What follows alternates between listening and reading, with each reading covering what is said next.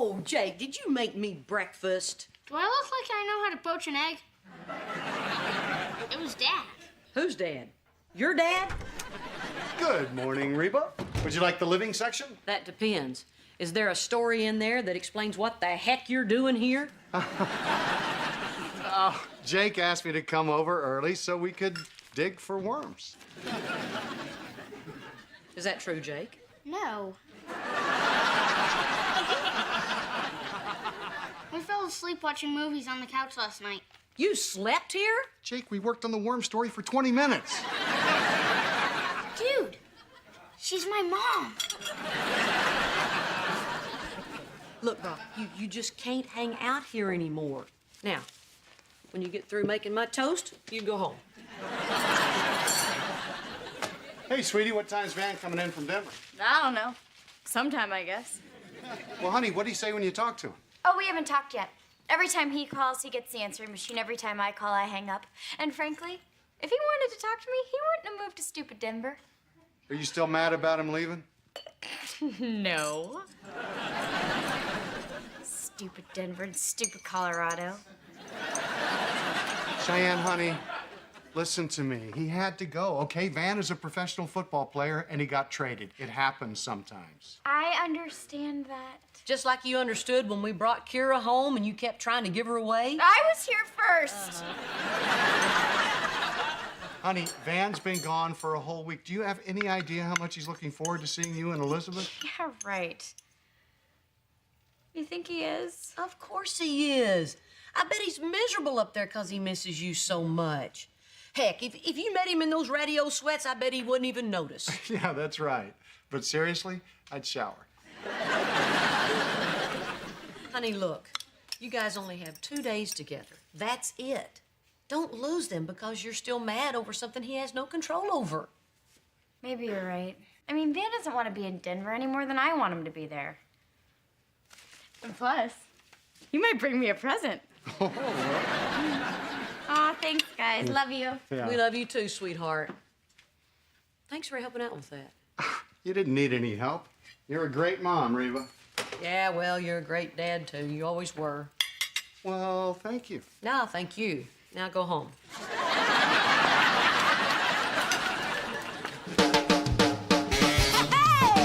My roots are planted in the past, though my life is changing fast. Who I am is who I wanna be. A single mom who works too hard, who loves her kids and never stops, with gentle hands and the heart of a fighter. I'm a survivor.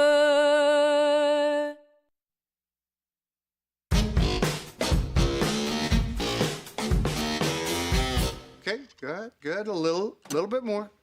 Go ahead. Good job. All right, Jake, what have we learned so far? Always tighten to the right, and it's not swearing if you use different words. Granny in hot pants! What are you guys doing now? Man's work, little missy. Man's work, huh? Batman is on.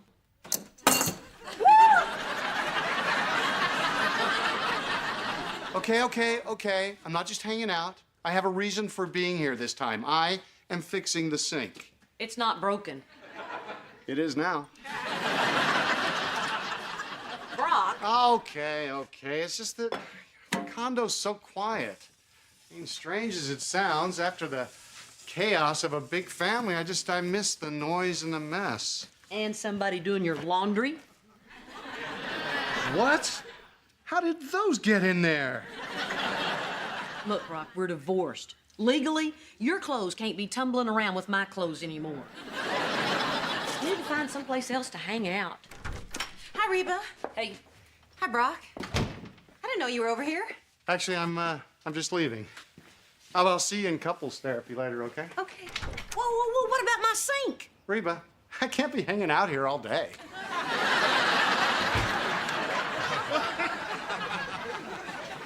so Barbara Jean, how's the therapy going with you and Brock? Good. Yeah, good. Our therapist has a bold approach. The first issue we're tackling is our scariest one. Yeah, what's that? You. Me? Problemo numero uno. What? You're blaming all your problems on me in therapy? No, but our therapist is. Yeah. Oh, he's very good. And you know what? He'd like to speak with you. He thinks it might be a good idea to get your perspective on things. Oh, no, I'm not getting involved in this. When you said I do, I said I don't have to anymore. Dr. Baker said you'd hide behind humor. You know what? I'm getting sick and tired of his snap judgments. Oh, they're not snap judgments. We talk about you all the time. So far, we've determined that you're controlling and manipulative. Oh, and did you know he guessed you had red hair before we told him? You know, the only thing I think he might be wrong about is he says that since your divorce, you haven't moved on. I haven't moved on. Yeah, since your divorce. You're spinning your wheels, if you will. You know what? I changed my mind. There is nothing I'd like more than to go have a little chit-chat with Dr. Loopy. Dr. Baker says name-calling is the refuge of a weak argument. Yeah, he just said that because he's a bonehead.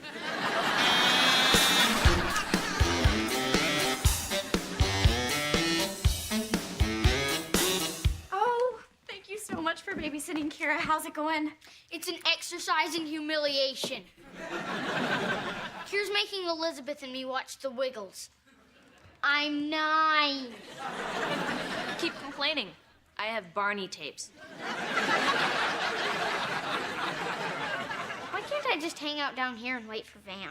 Because Van and I have had a long, lonely week without each other, and we need time to talk. You guys, there's a pretty good chance that when he sees me, he's gonna cry. And I don't want Elizabeth seeing Daddy acting like Mommy. Van's gonna cry? He's such a girl. And yet all he wants to do is play with my makeup. Oh, am I finally home? Am I here? Yes, honey, you're home. Oh, was it horrible? Oh, you have no idea, Cheyenne. When I got to Denver, I was so stressed out. I didn't know where to go. I didn't know what to do. Oh, honey. No, I mean, I literally didn't know where to go. Nobody from the team met me at the airport. Let it out. Let it out. So I finally took a cab to the apartment they got for me. Baby, don't talk about it if it's too painful. It rocks!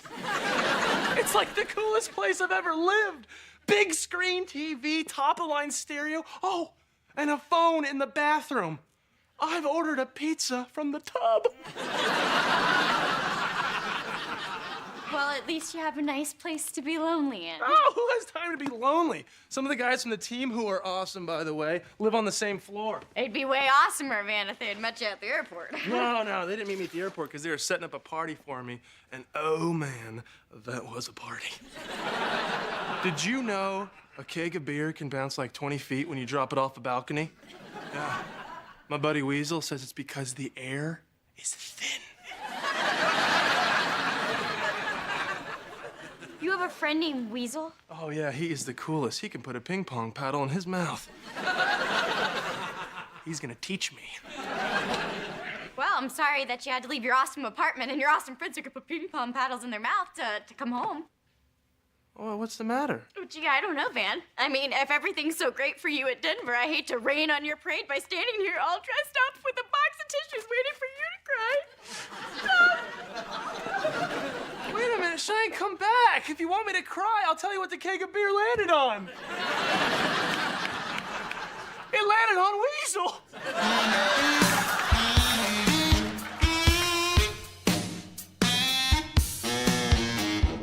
Great work, you two. Now remember, you don't expect a broken arm to heal overnight, neither will a broken relationship. Yes, but if you do have a broken arm, you don't blame it on the ex-wife. Unless she actually did break your arm.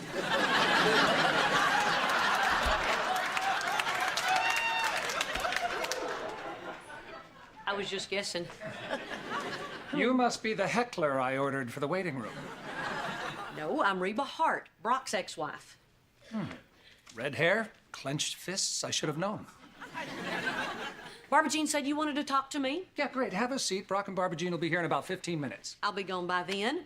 Look, you shouldn't be talking about me in their therapy. They have scarier issues than me. I mean, they have a Star Wars bedspread. Start with that. You're right, and that's why I asked you to come down here, so you could tell me how to do it right. And thank you, Reba. You've made me a better doctor. Ha, ha, ha. Are you going to talk about this seriously? No. In fact, I am not going to talk about how to conduct their therapy at all. Okay, then. If you're not going to talk, then you're going to listen. Because as a divorced woman, I might know something about marriage that they didn't teach you in Harvard and Yale. Number one, nobody likes a show-off. And number two? Number two, I have moved on since my divorce. Matter of fact, I have moved so far past on that I'm lapping it for the second time. And you're seeing somebody. None of your beeswax. Just hurry up and get Brock back with Barbara Jean. I'm tired of him making my breakfast and fixing my sink that isn't even broken. I want him out of my house and out of my life. Ah! Whoa, Reba, what are you doing here? What am I doing here? What are you doing here? Well, he's my therapist. Okay, then get out of my way. Yeah, wait. Brock, you never told me you were spending so much time at your ex-wife's house. Yeah. Because I knew you'd look at me like that. Stop it. All right, I'll turn my look to Reba. Reba, what's going on? Yeah, Reba, what's going on? All right, then. Sometimes I hear voices.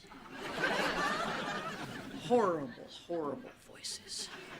Reba, for crying out loud. That's one of them. Did you hear that?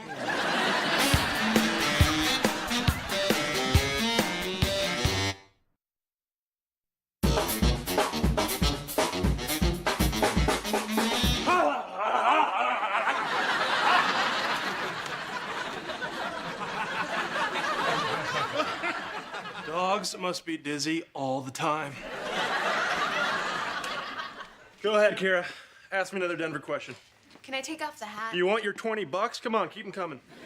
So, what's better in Denver, the water or the air? Oh, the air. No, the water. Oh, and the soil. So clean you could eat off it. Now can I take off the hat? You know, Kira, everyone in Denver wears them. They do not. Yes, but they used to back in the day. So anyway, the air, the water, so it all sucks. Denver's horrible. Why don't you take these hats and go outside and frighten the squirrels?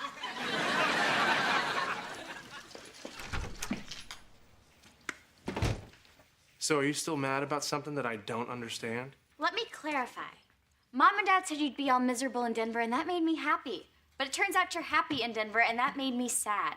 You get it?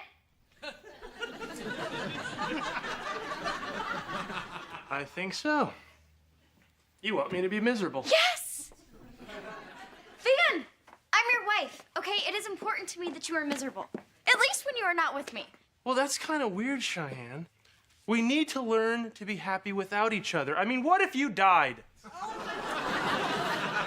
Wouldn't you want me to be happy? No. Well, if I were about to die, my very last thought would be that I would want you to be happy. Right after, why doesn't anybody know the Heimlich?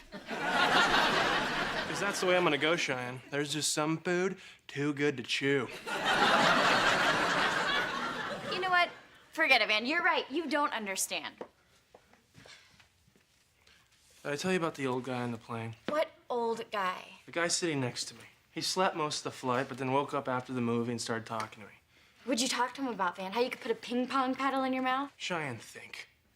You can't bring a ping pong paddle on a plane these days.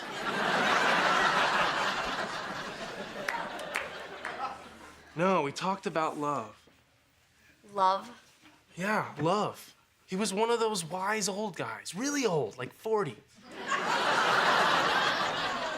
Been married for 20 years. Oh, that is a long time. Yeah, 20 years ago, I was like 0. So anyway, I guess he's away a lot with his job and everything, and I asked him if it was tough for him being married. You asked him that? And what did he say? He said this. Immature love is wanting the other person to be happy only when they're with you. Mature love is wanting the other person to be happy, period. That is the stupidest thing I've ever heard. Well, maybe not for an old guy, maybe not for someone who's been married for 20 years. Well, Dan, we are not old, okay? And we haven't been married for 20 years. I know, but we will be someday. And then we'll have to say this kind of hoo-ha to Elizabeth. Because you know it's true.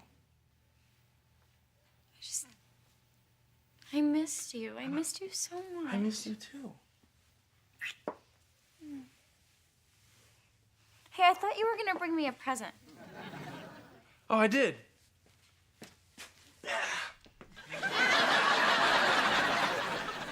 Yeah, these will work on any airliner. Oh, and I got your mom the cutest little bag of peanuts.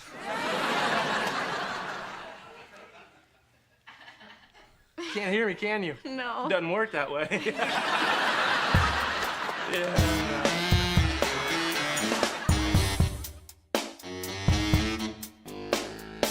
So even though I wasn't the one who broke my mother's favorite rod and reel, my daddy made me stand in the corner for 2 hours as punishment, which I guess is why I have a problem with authority. This is fascinating!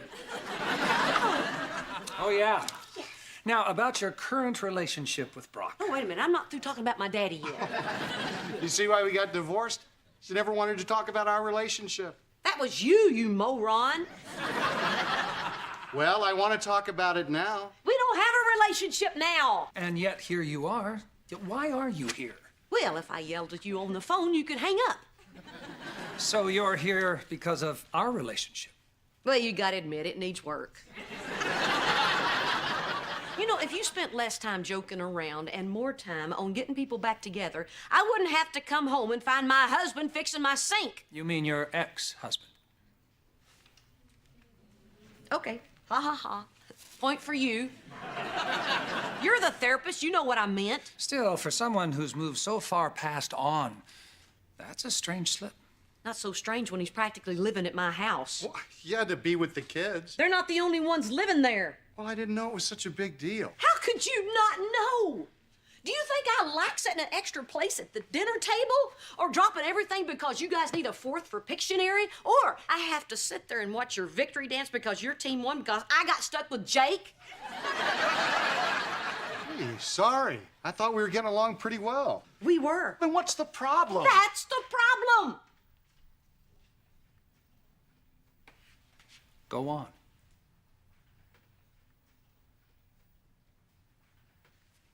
I don't want to get along that well. Not after you told me you made a mistake after you left me. You told me that door was closed. Well, there shouldn't even be a door. There should be a brick wall with a big old fence around it. Whatever it takes to keep you out of my living room so I don't have to think about how it was when we were together and it was so good. Oh. But there is a door. And it'll never be truly closed until you and Barbara Jean get back together.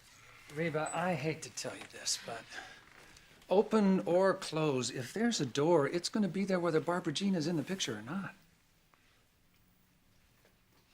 You know what? I just want to get out of here. One last question. Do you two still love each other?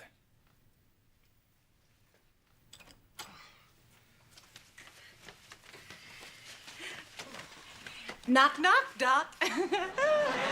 Oh, sorry I'm so late. Oh, Reba, good, you're still here. Let's gang up on Brock. That's the other voice. Reba. If you want, you can call me anytime. No, I'm finished here. Just get those two back together. Oh, and if I owe you anything for this, just bill them.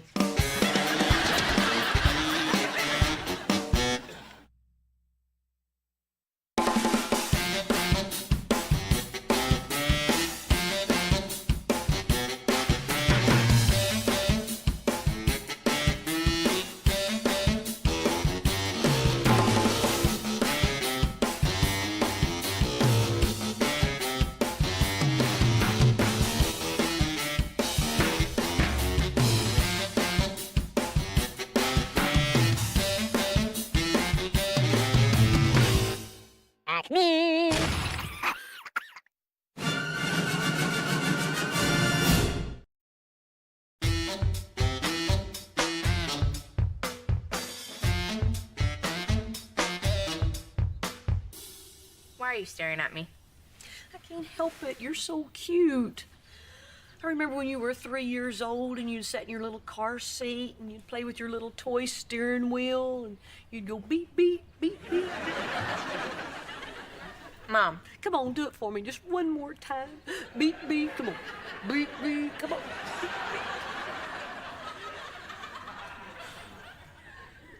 Beep, beep. Thank you. Thank you. Okay, now, for your test, remember, hands on the wheel at 10 and 2, feet on the pedals, 7 and 4. Just a little driver's humor there. It's good stuff, Mom. Thanks. Seriously, my test is in an hour. I just want to get a little practice. Okay.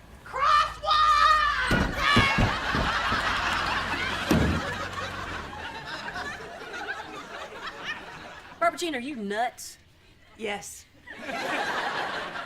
That's the point. Kira has got to be prepared for anything. It is crazy out there on the road. Not very sane here in the driveway either. Okay, Kira, let's take it for a spin around the block. Oh, no, not yet. Let's talk safety first. Now, before pulling out, always check your rear. Check your rear. Hey, you guys back from your practice drive already? We haven't left yet. By the time we actually get to my test, I'm going to be too old to drive. Kira, I'm just trying to prepare you for real driving conditions. Get off the road, you idiot! Learn how to drive, moron! Seriously, I hear that all the time. Hey, do you have a flashlight or a stun gun I could hit her with? No hitting in the car. Yeah, no hitting in the car. Stop hitting my seat. Oh, how do you like me now? All right, that's it. Everybody out. Thank you. Kira doesn't need to practice. Everybody knows. You take a driving test in a cool car, you pass. Thanks, man, for letting me use your car. I know you two have a special relationship. Well, not so much anymore. Cars are a lot like women. See, after a year or so, they... Let's go take that test. Okay, I'm set. Hit it!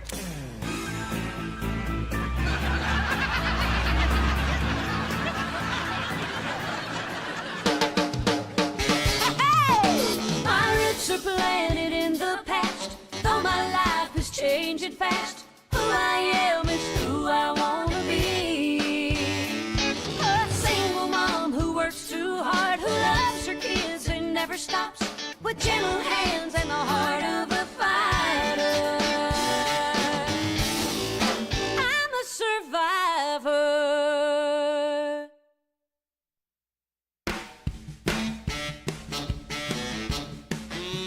Look at me. I'm Kira. I'm so cool. Oh, look at that. It's a giant T-Rex in the road. Watch out.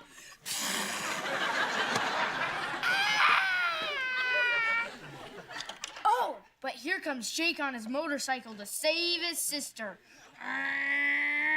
What? He's driving right by. Oh, that's right. She was always so mean to him. Jake, you wouldn't let your sister get eaten by a dinosaur, would you? Do you know any? Go upstairs and play in your room. Okay. Look at me. I'm Mom. I like bossing people around.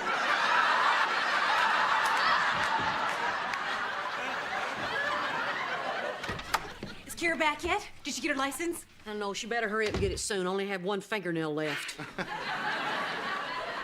It just feels so weird, Kira getting her driver's license. It was like yesterday that I was teaching her how to ride a bike. She'd ring that little bell. Bring, bring, bring, bring. Beep, beep. Bring, bring, bring, bring. Beep, beep. Hey, maybe we'll get lucky and she'll flunk. Oh, she's not gonna flunk. I told her how to dress for the test. You know, shirt down to here, skirt up to here. I've never even driven a car before I took my test.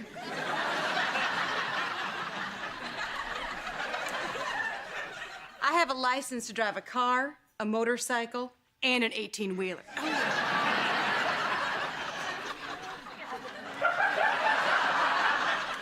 And yet she's always here. Well? Bad news. Oh, honey, I'm sorry. Your insurance rates are going up. And listen, don't even worry about the insurance. Yeah, I got a pretty strong feeling that the first person who walks in my office tomorrow is going to need a root canal. That's how I got my engagement ring. Congratulations, sweetie. What's going on? Kira got her license. Oh, congratulations, Kira. I remember when I got my license. I felt so free. It was like a passport to drive. Yeah. I just hope your picture turns out good. When I got my license, my face looked like this. Yeah. Now every time I get pulled over, that's the face I have to make. You are so lucky, Kira. The 3 months between when I got my license and when I got pregnant were like the best, most freest times of my life. But I don't miss it. I mean, more than 3 months would have been way too much. Okay. Well, now that you've got your license, we have a few rules we need to go over with you. Yeah, I don't need rules. Cheyenne drives, and she doesn't have a bunch of rules. She's a wife and a mother. She's not going to do anything crazy. Exactly. Between school and home, she's practically a prisoner. A bird in a gilded cage. Have fun at school, honey. Yeah. Cage bird. Oh, God. Okay, first of all, no friends in the car. And you have to tell us where you're going. You can drive to school, to the library, and home. What about Mexico? Bring, bring. Beep, beep. Look, honey, I know it sounds a little strict, but maybe this will make up for it. Cool, a picture phone. And my picture is your screensaver. Your picture's my screensaver, too.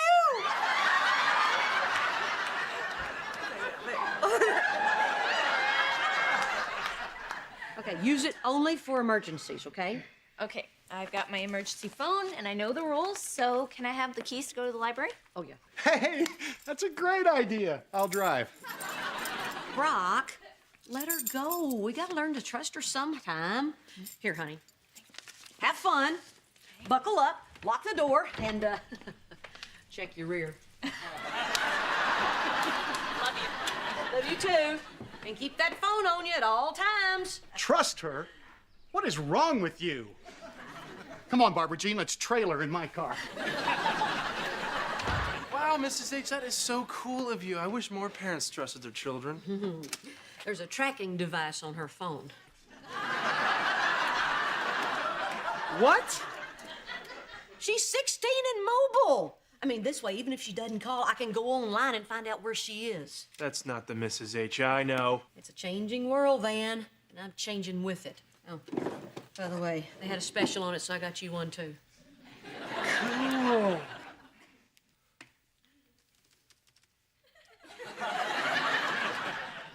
Why do they always turn out that way?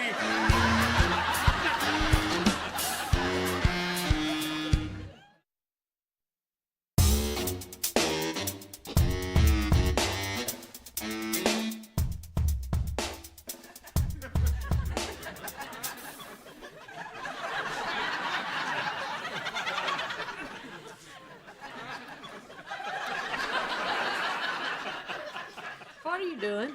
I'm trying to see how delicate this GPS tracking thing is. I typed in my phone number and the satellite is showing our neighborhood. Hey, take my phone, run down the block, will you? Oh, you run down the block and I'll meet you there. Gotcha! Oh, Reba, thank goodness you're here. It's amazing how two people can feel so differently about the same thing. Kira's late. She was supposed to be home at 9, and it's 4 minutes after. You know, I tried calling her, but she won't pick up. Oh, my gosh, Barbara Jean, do you know what that means? No, what? She has caller ID. It's all right. I trust Kira. How quaint. Reba, take it from somebody whose parents trusted her. Don't trust her. I have a great relationship with Kira, and that relationship is based on respect. Like ours? Right. Now get out of here. You want me to go? I'll go. But if she's not home in 5 minutes, I'm calling the police. Don't touch the computer! I tied my phone to a dog. I gotta type in Kira's phone number. I need to track her.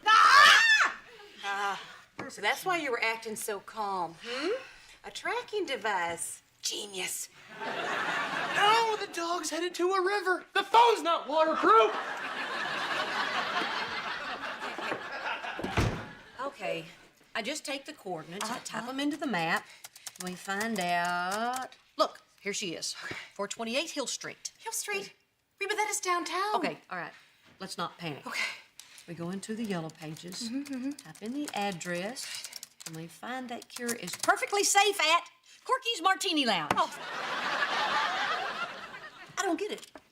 What's Kira doing in a bar? Well, if she's anything like me, She's not. I mean, what I don't understand is how can a 16-year-old girl get into a bar? Oh, Reba, there are 1,000 ways. I used to crawl in through the men's room window. Barbara Jean. And if you're not sensitive to the cold, you can hide in the beer delivery truck. I'm also licensed to drive one of those. Okay. Barbara Jean, that's enough. Okay, all right, I know. And I mean for your entire lifetime. Okay. Now let's get down there. Hey, Mom. Oh, hi, Kira. Oh, gosh, Kira. Kira, where have you been? The library? Yeah, right. More like the liar-brary. Don't call my daughter a liar. Unless, of course, you are lying. And if you are a young lady, you better tell me the truth right now. Okay, you got me. Okay. On the way home, I drove the car into the Grand Canyon. Thelma didn't make it.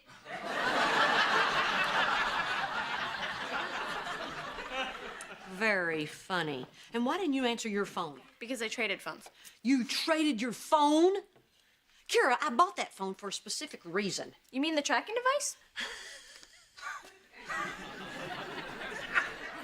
Tracking device? Can you believe her?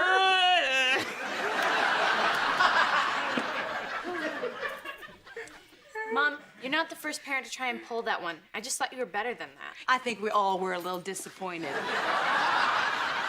Oh, shut up.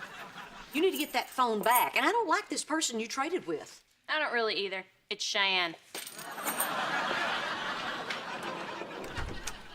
What is Cheyenne doing in a bar? Cheyenne's not at a bar. She has biology lab on Tuesday night. Reba, take it from someone whose parents trusted her. There is no such thing as a biology lab.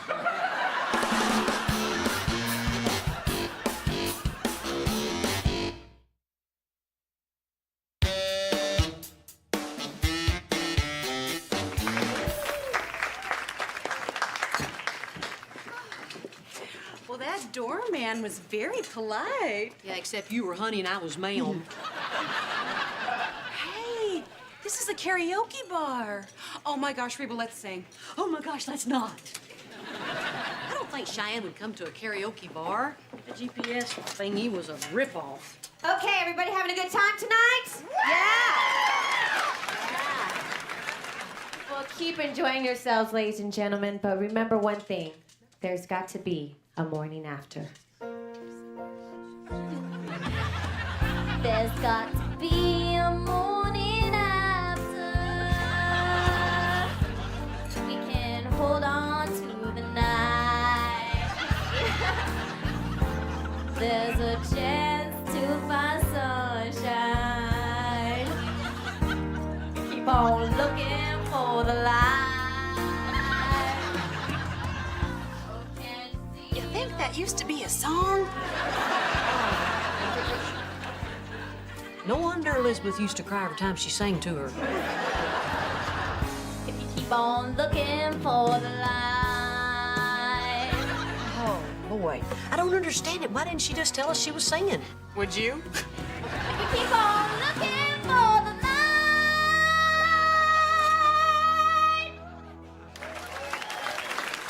Thank you. Thank you. Good night. Oh, no. Oh, no, she's seen us. This could be awkward. Quick, start a bar fight. Mom, Barbara Jean? Oh, Cheyenne. What are you looking at, Blondie? Huh? What are you guys doing here? Oh, we thought it'd be a fun place to meet all our friends, you know, here at the biology lab. Okay, fine. I didn't go to the biology lab, but I didn't want anyone to know I was here. Gee, I wonder why. I mean, man, that chick definitely wants a piece of me. Yeah, bring it! Cheyenne, honey, what's going on? Nothing. I just paid $8 to park, $4 to get in here. Now, I think you owe me about $12 worth of explanation. Okay. Mom, when did you first realize that you were old and your life was over?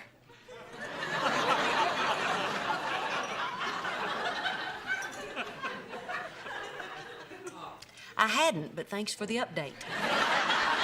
Sorry. But every day, I wake up and I know exactly what my day is gonna be like, and the next one, and the one after that. Some people look at that as security. Yeah, some people look at that as a rut.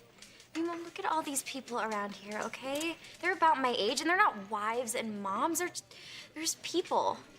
You know, don't get me wrong. I love being a wife and a mom. It's just, I don't know. You probably think I'm so weird.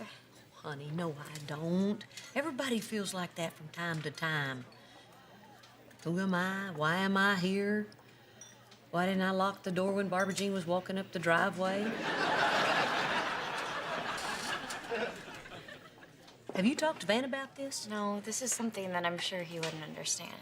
Van's always known who he is. He's a football player. Cheyenne, Van doesn't play football anymore. He's a guy that wakes up every morning not knowing what his day's gonna be like. He probably feels like he's in a rut, too. We just had to grow up so fast. You know what? You're smart for wanting to keep an eye on Kira. Well, I needed a hobby. Now that I'm old and my life is over.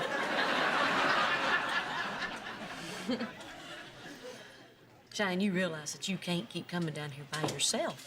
Yeah. And I was getting really good.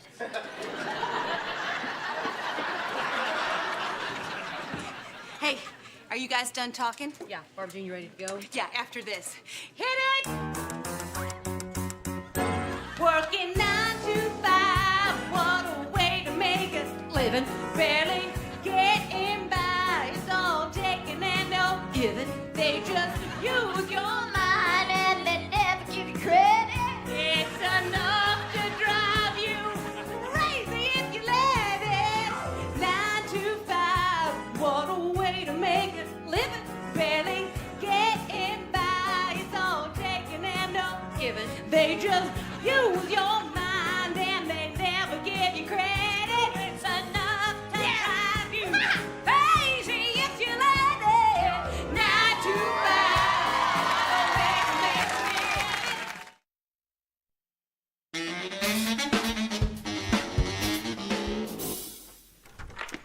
Hey. Hey, sweetie, how was school? Oh, it was swell. Yeah, just like yesterday. And hey, good news. Tomorrow I get to do it all over again. I gotta go bathe Elizabeth. Ah, bathed, read to, and already asleep. Aw, thanks, Mom. You're welcome. Go have fun. Welcome to DJ Van's Karaoke Palace. Looks like we got a live one walking on the stage here. Oh no, did Mom tell you? Yeah, Are you mad at me? I was at first, but then I got one of these, and now I get it. And the reason No, that I know why you did it, Cheyenne. I just wish you would have told me what you're going through. You've been there for me, and I'll always be there for you. You're so sweet. And from now on, we sing together.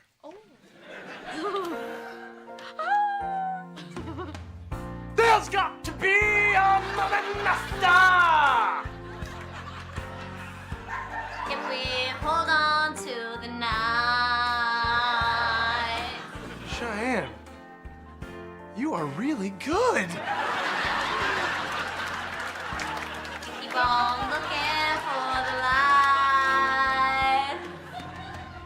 There's got to be a morning after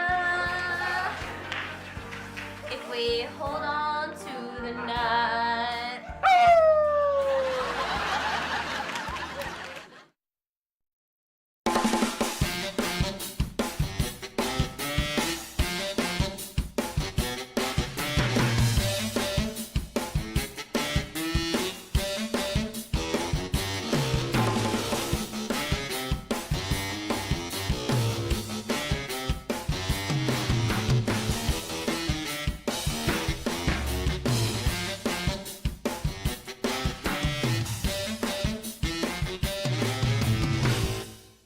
Me.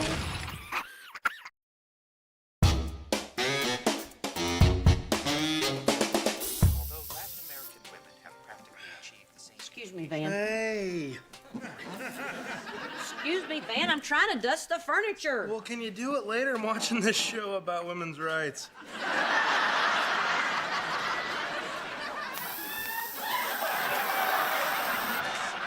Now just rub your socks on the table. Well, all right, but this counts as one of my chores. Hey, guys. Hey, Brock. Where's Jake? What do you mean, where's Jake? What I mean is, we were married once and had a son. At this time, do you know his location? Wait a second, he's not here? Because I was supposed to pick him up and take him over to Tammy Anderson's house. No, you were supposed to pick him up at Tammy Anderson's house and bring him here.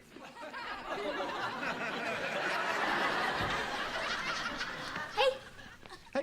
Jake, how'd you get home? Tammy Anderson's dad gave me a ride. And all the way home, he wondered how someone forgets their kid. Me too. Hey, I'm sorry, buddy. You know, your mom asked me to do it. I guess I kind of blew it. That's okay.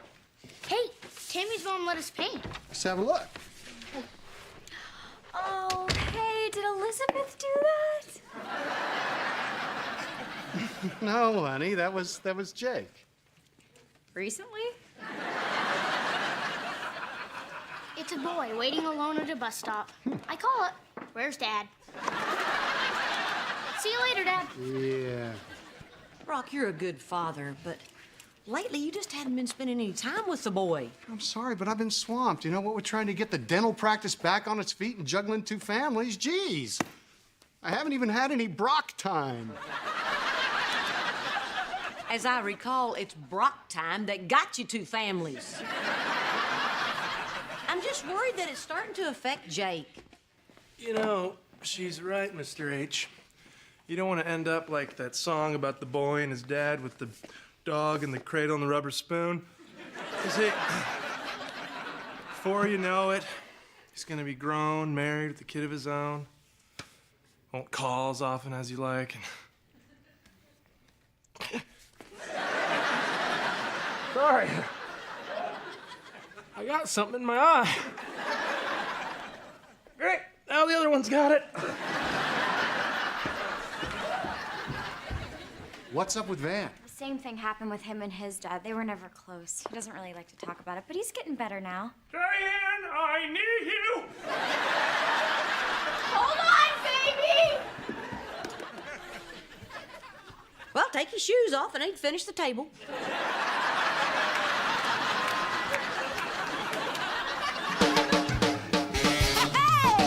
My roots are planted in the past, though my life is changing fast. Who I am is who I wanna be. A single mom who works too hard, who loves her kids and never stops, with gentle hands and the heart of a fighter. I'm a survivor.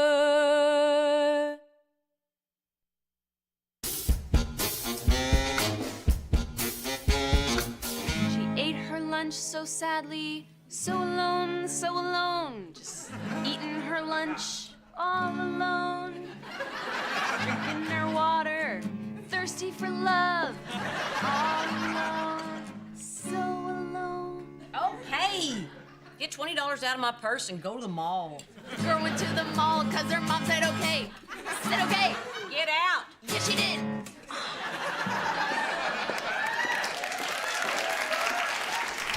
Reba, I did it. I'm going to be spending more time with Jake. I am going to coach him in football. Isn't that great? Are you talking about tackle football? Reba, this is Texas. You're lucky I don't tackle you right now.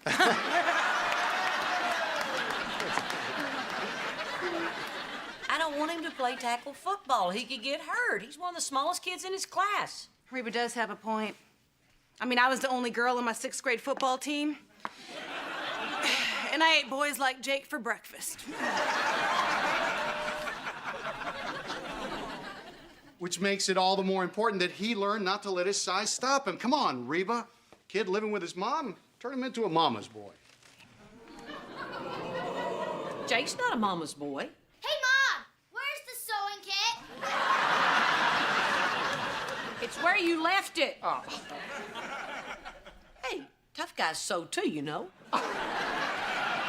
Look, Reba, tons of kids play football and they don't get hurt. You know, it'd do them a world of good to get a little dirty, mix it up some. Ooh, Brock has a point.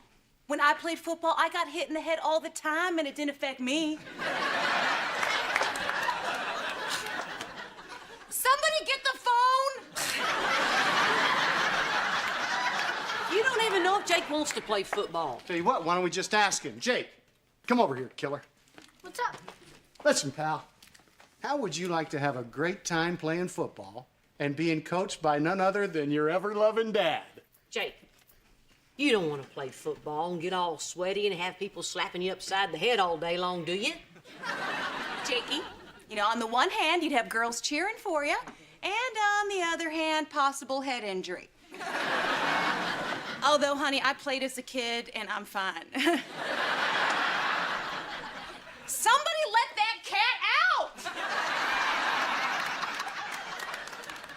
I want to play football. Yes, that's my boy. All right, we're going to start workouts first thing tomorrow. Cool. I can't wait to decorate my helmet. If he wants to decorate his helmet, you let him.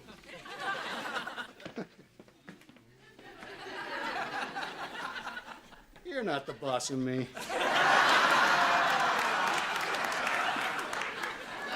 What'd you say? Jeez, I was agreeing with you.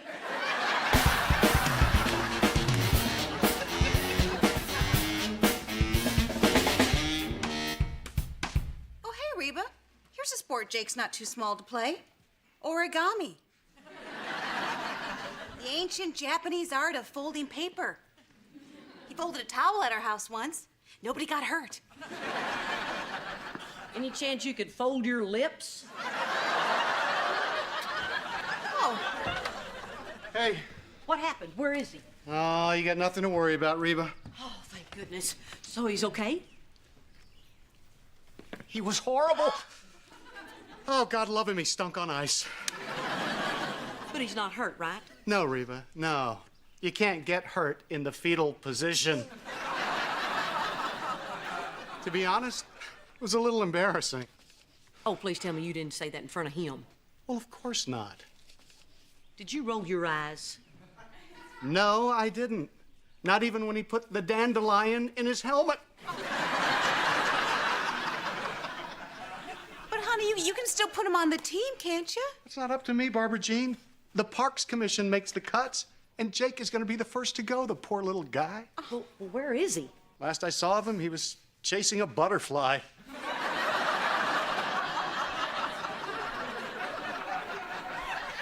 Or it was chasing him. I couldn't look. Oh, Jake, baby. Ow. You need anything? Chocolate milk, a cookie, something? You want to come over to our place and fold some towels? No, thanks.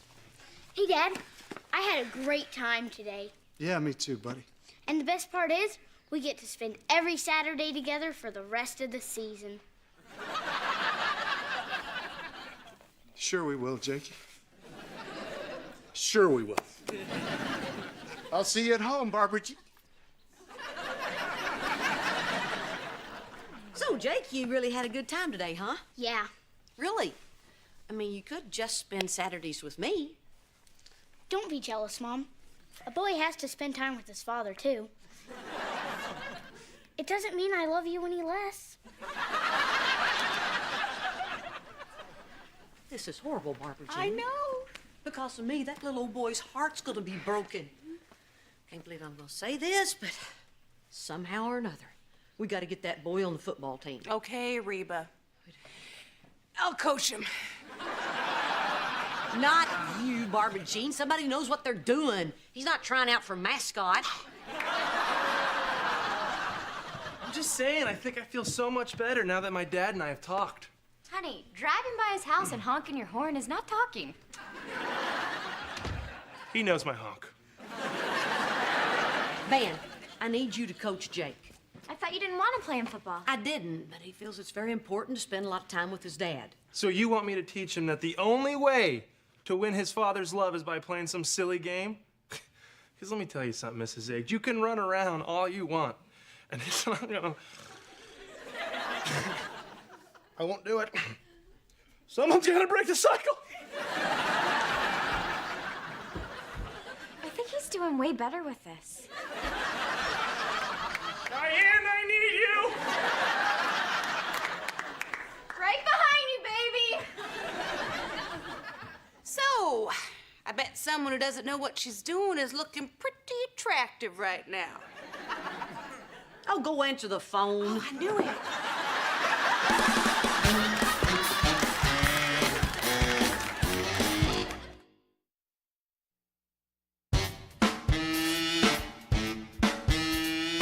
$49.50. Ready or not, here comes Daddy. Where's Elizabeth? Where's Elizabeth? Elizabeth! Honey! Honey, where are you? Oh, there you are. Come here. Oh, you scared Daddy. Don't do that. I should only count to 10 next time. Van, is everything okay? You were yelling. It was fine. Elizabeth just got scared, but Daddy made everything okay. Why don't you go inside now? Yes, you think he's a freak now. Wait till you start dating. Oh, yeah. Oh. Dating? Yeah, she's gonna grow up and start dating. Sir, you want to get out the practice field, please? What are you guys doing? Wait, you're gonna train Jake? Hey, somebody has to. She might not be the most qualified, but at least she doesn't burst into tears every 2 minutes. And I happen to be extremely qualified. After high school, I coached football professionally for a year at Gatesville Women's Prison. We would have won the Texas State Prison Tournament, except my quarterback was shot trying to escape. Barbara Jean, if you're gonna make things up, why don't you make things up that make you sound good? Why do I even have to do this? After I make the team, I'll just practice with Dad and the other kids. You bet. We're just making extra sure that that happens. What do you mean? Everybody that tries out gets on the team, don't they? Well, not exactly, no. But don't you worry, Jakey. If I can turn little Arson Annie into a top-notch running back, I can help you. But I thought everybody made the team. I'm not as good as those other kids. That's okay. That's why we're out here with Coach Cuckoo. This is bad. I'm the worst guy out there. And 2 of those guys are girls. Okay. First off, let's lose the sexism. Come on, look. Even if by some chance you don't make the team, it doesn't really matter. Hey, there's a lot of other things that you're really good at. But Dad doesn't care about those things. Oh, yes, he does. No, he doesn't. Not like he cares about football. And I can't play football. And when I don't make the team, he's gonna wish he had another son. Oh, Jake, honey, he does have another son.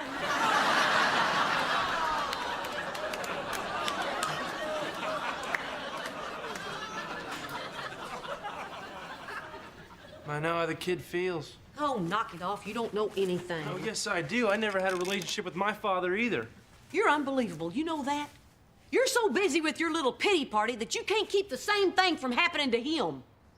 This is a sensitive issue for me. Okay, look, Van, I'm sorry what happened between you and your dad, but that was a long time ago. My little boy is hurting now. What do you want me to do about it? Help him! Help him make the team! Well, my dad never helped me. He never helped me make the team.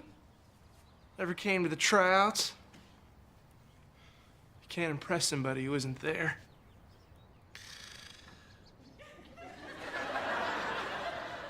Be strong, man. Be strong. All right, dang it, I'll do it. But no halfway. That boy is mine. Thank you, Van. He's gonna need a new pair of shoes, lots of water, and a pan of fudge brownies. Brownies? No questions. I've got to turn a boy into a man, and I get hungry.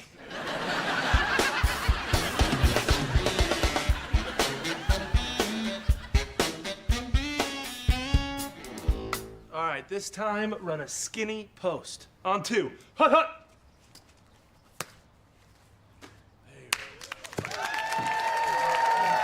Go, Jake. Go, Jake. It's your birthday. It's your birthday. Raise the roof. Oh, Michael Jackson. All right. Way to go, bud. That's like 10 in a row you caught. I thought it was 11. Well, I don't count the last one because of the way you danced. Never do that again. All right, so we've gone over passing, A+, receiving, A+. Now the only thing left is the fun part, hitting. What about kicking? Kicking. Kickers are little wimps who are afraid to get hit, Jake. I think I want to be a kicker. No, you don't. Didn't you hear me? Hitting is the fun part. Not when you're the one getting hit. Wait a minute. Is this why you did so bad the other day? You're afraid of getting hit? Yeah. I also don't want to be lit on fire. I'm weird. I bet you think I'm a big baby. No. Listen.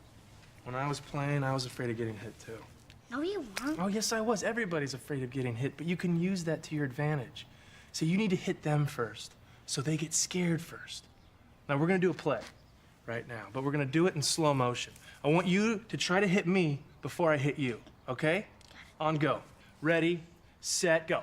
Hey! You said slow motion. Oh, I'm sorry. Okay, I messed up. Let's try that again. Okay, here we go. Ready, set, go. Hey, no fair. Oh, I'm sorry. One more time. Ready, set, go. Yes! Stop it! Whoa. That's right, Jake. Whoa. I like that feeling. Still want to be a kicker? I want to hit a kicker. Lesson over. Yeah! All right, put it out. No. Get off me. No. Jake. Yeah, you better walk away. That's right. Oh, yeah.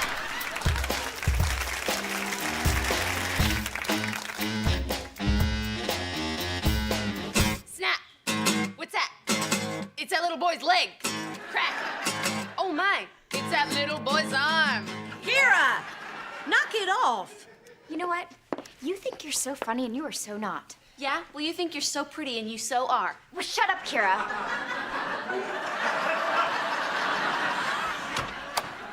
Hey! So, honey, what happened? Was he hurt? Tell me he's not hurt. He's hurt! He's hurt! He's slammed in the dirt! I will sell that guitar. He's fine. He'll be right in. Did he do it? Did he make the cut? Yes, he did. And then he got banned. Banned? Oh, good Lord, no. Steroids? You should have been there. He was an animal. He was in on every play, running, jumping, putting the smack down on guys. My son is a monster. Okay, wait a minute. I don't understand. If he was so great, why was he banned? Yeah, isn't that how you're supposed to play? Run around like a crazed lunatic? Great sport, by the way. Yeah, well, they don't want him playing like that at his age, so some of the parents got together with the committee and they banned him for 1 year. They called him an assassin. Jake, can you believe it? So you just let them ban him? Oh, no. I said, okay, if he can't play, then I'm not going to coach. And what did they say to that? They said that's what they were thinking, too. So they banned me. I can't coach for a year. Ladies and gentlemen, I give you the Assassinator! Stay very still, folks. He's trained to hit anything that moves. He's 75 pounds of ornery whoop-ass. But he's so cute. Watch it, cheerleader. Thanks for the help, Van. Hey, no problem, buddy. Helped me too. It gave me a chance to work through some of my feelings. I can't believe I spent all those years mad at my dad because...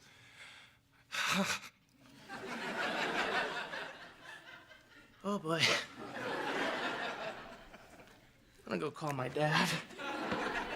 You know, all of this has really helped him. I think he's had a real breakthrough.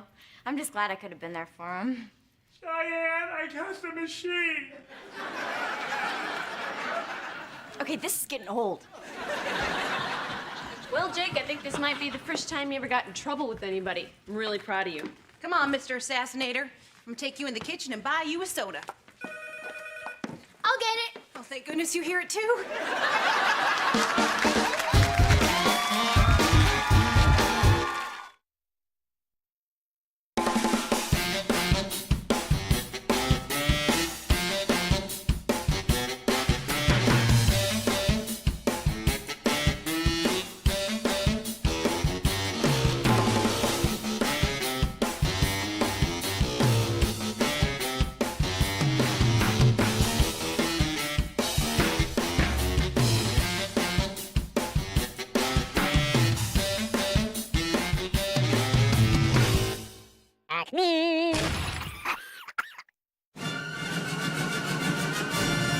The morning sun filtered through the sheer curtains of the kitchen, casting long, warm, and golden shadows across the meticulously clean countertops.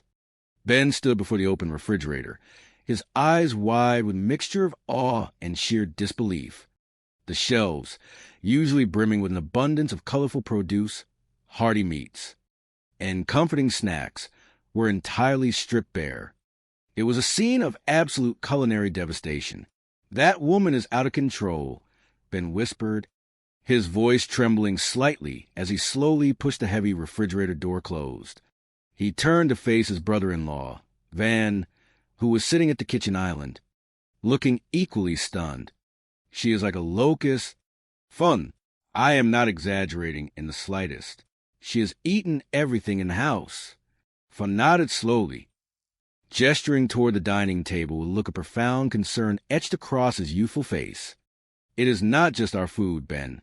She has eaten everything in Mr. H's house as well. I mean, look at this." Van stood up and picked up the small, elegant glass shakers that usually held their essential daily seasonings. He tipped them upside down over the polished wood of the table. Not a single grain fell out. Even the salt and pepper shakers are completely empty. Who eats straight salt and pepper? Ben sighed, rubbing his temples as if trying to ward off an impending headache. "Why do you not just go and tell her that she has eaten too much? You are older, you tell her." Van immediately took a step back, raising his hands in a defensive posture. "No, absolutely not. You tell her. We will settle this the ancient and honorable way. Rock, paper, scissors." Van held out his fist, a competitive glint in his eye. "Ben, you know you're going to lose." Ben straightened his posture, determined to break his losing streak. "Not this time. I am ready." The two young men faced each other, the tension in the kitchen suddenly thick. They pumped their fists in unison. 1, 2, 3, they chanted together. Ben threw out his 2 fingers to form scissors. Van flattened his hand to form paper. "Wait, no." Van formed a solid fist for Rock. Rock crushes scissors. "Dang it!" Ben exclaimed, throwing his hands up in the air in pure frustration. "How do you always beat me? It defies the laws of probability. Van chuckled, a triumphant smile spreading across his face. Because you always pick scissors, Ben. It is entirely predictable. Of course I do. It is my trusted system. Ben argued, though he knew he had been fairly defeated. He slumped his shoulders. So you will tell her? Van hesitated, the reality of the task suddenly sinking in. Yeah, fine, he said, before immediately backtracking. No, I do not want to. You tell her. Come on, Ben, you tell her. Please, please, please. Ben crossed his arms firmly over his chest. No, Ban. Why should I be the one to tell her? Van leaned in closer, adopting a philosophical tone. Because, Ben, girls can say that kind of stuff to each other without having to come across like all they care about are superficial looks. By the way, Van paused, offering a charming, disarming smile. You have been looking incredibly hot lately. Ben rolled his eyes, though a small smile tugged at the corner of his lips. Oh, you are just saying that to flatter me. At that exact moment, Reba, the steadfast and loving matriarch of the household, walked into the kitchen. She took one look at the two boys bickering over the empty salt shakers and let out a weary, yet affectionate, sigh. Look, sweetie, she said, directing her gaze at Ben. Why do I not just tell her? It will save us all a lot of unnecessary grief. Thank you, Ben breathed, looking incredibly relieved. Before the conversation could progress any further, the front door swung open with a dramatic flourish. Reba's daughter, Cheyenne, burst into the room holding a large, flat cardboard box. Hey, hey, hey! Cheyenne cheered, her energy infectious. Guess who Luigi gave a completely free pizza to? Luigi does not have to roll it out of bed every single morning to appreciate good customer service. Reba looked at the large pizza box and offered a gentle maternal smile. You know, Mom, Reba said, sometimes referring to herself in the third person when addressing the household chaos, or perhaps addressing her own motherly instincts, we really do not need another pizza. I mean, it is really just the three of us here right now. Oh, I know, Cheyenne replied, setting the box down on the center island. But I absolutely had to take it. It was completely free. Somebody in this house will eat it. From the corner of the room, Van immediately raised his hand high into the air. Dibs! He shouted enthusiastically. Reba looked around the kitchen, her eyes resting on the empty refrigerator, the bare cupboards, and the greasy pizza box. A sudden wave of determination washed over her. She realized that the physical health and well-being of her beloved family were slowly slipping away amidst the chaos of their daily lives. You know what, everyone? Reba announced, her voice carrying a tone of absolute authority. I am thinking that maybe, just maybe, we should all try and get a little bit healthier around here. Van, who was already reaching for a slice of the warm, cheese-covered pizza, froze in his tracks. He looked at Reba with genuine confusion. What are you talking about? I am a very healthy individual. Suddenly, the kitchen door swung open again, and Reba's neighbor, Mrs. H., wandered in, holding a half-eaten pastry. Reba immediately sprang into action. All right, that is it, Mrs. H., Reba commanded gently but firmly. Drop it, Mrs. H., drop it, drop it, drop it. Mrs. H. looked startled but slowly lowered the pastry. Drop it. Reba insisted one last time. Mrs. H., I simply cannot stand to see you do this to yourself day after day. It is like you are trying to eat yourself to a premature end. Why? What has happened to you? What is different in your life that is causing this behavior? Before Mrs. H. could offer defense, a loud, joyous, and unmistakable voice echoed from the front hallway, shattering the tension in the kitchen. Chapter 2, The Transformation. Yoo-hoo, I am here, and I am thin. The entire kitchen fell completely silent. Standing in the doorway was Barbara Jean. The woman who stood before them was practically unrecognizable. She had always been a woman of substantial presence, but now she was slender, radiant, and overflowing with an almost aggressive level of self-confidence. She struck a dramatic pose, her hands resting on her newly defined hips. Van stared at her, his jaw practically hitting the floor. Yeah, he muttered under his breath. Thin as a stick and dumb as one. Cheyenne elbowed him sharply in the ribs. Yikes. What is eating Cooper grape? Look at that posture. They look exactly like the number 10. Reba closed her eyes tightly, rubbing her forehead. I must be dreaming. This cannot be real.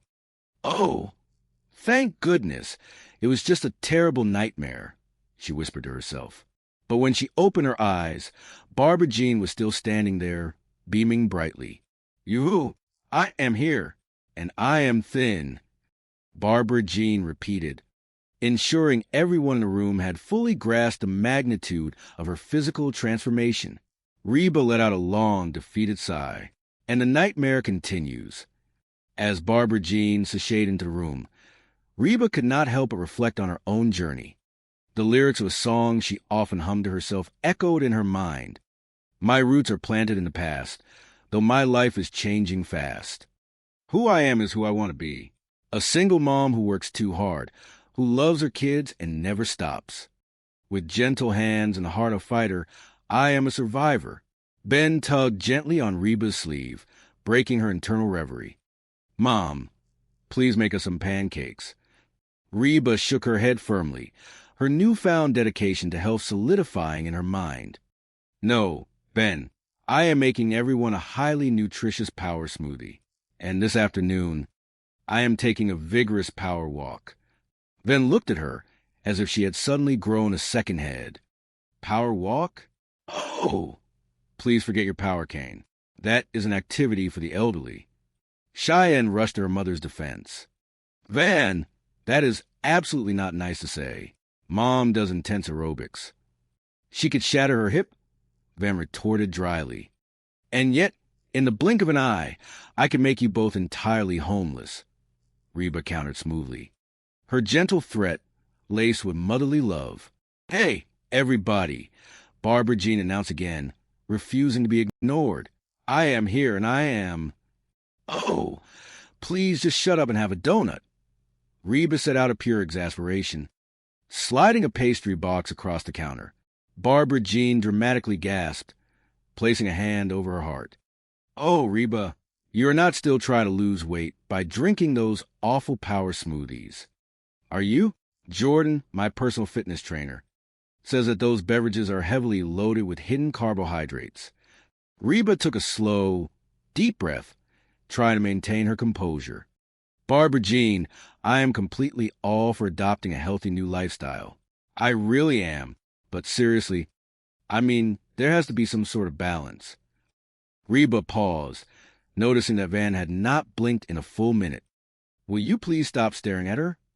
Van snapped out of his trance. What? We have been staring at her for, like, the past 2 hours. Well, she is very pretty, Cheyenne admitted softly. Barbara Jean beamed, soaking in the compliments like a flower soaking in the sun. I am pretty. Reba offered a supportive, albeit slightly strained, smile. Well, of course you are, Barbara Jean. You have always been a pretty woman, but she is what you might call new pretty. Oh, Van, Cheyenne said, crossing her arms. That is such a funny story you can tell to your next wife. Van immediately realized his grave mistake and turned to Barbara Jean, attempting to salvage the situation. Van, do you really think that I am new pretty? Barbara Jean asked, her eyes fluttering. Oh, yes, absolutely, Van replied earnestly. You are like a bleached-out version of Halle Berry. Barbara Jean clasped her hands together in pure delight.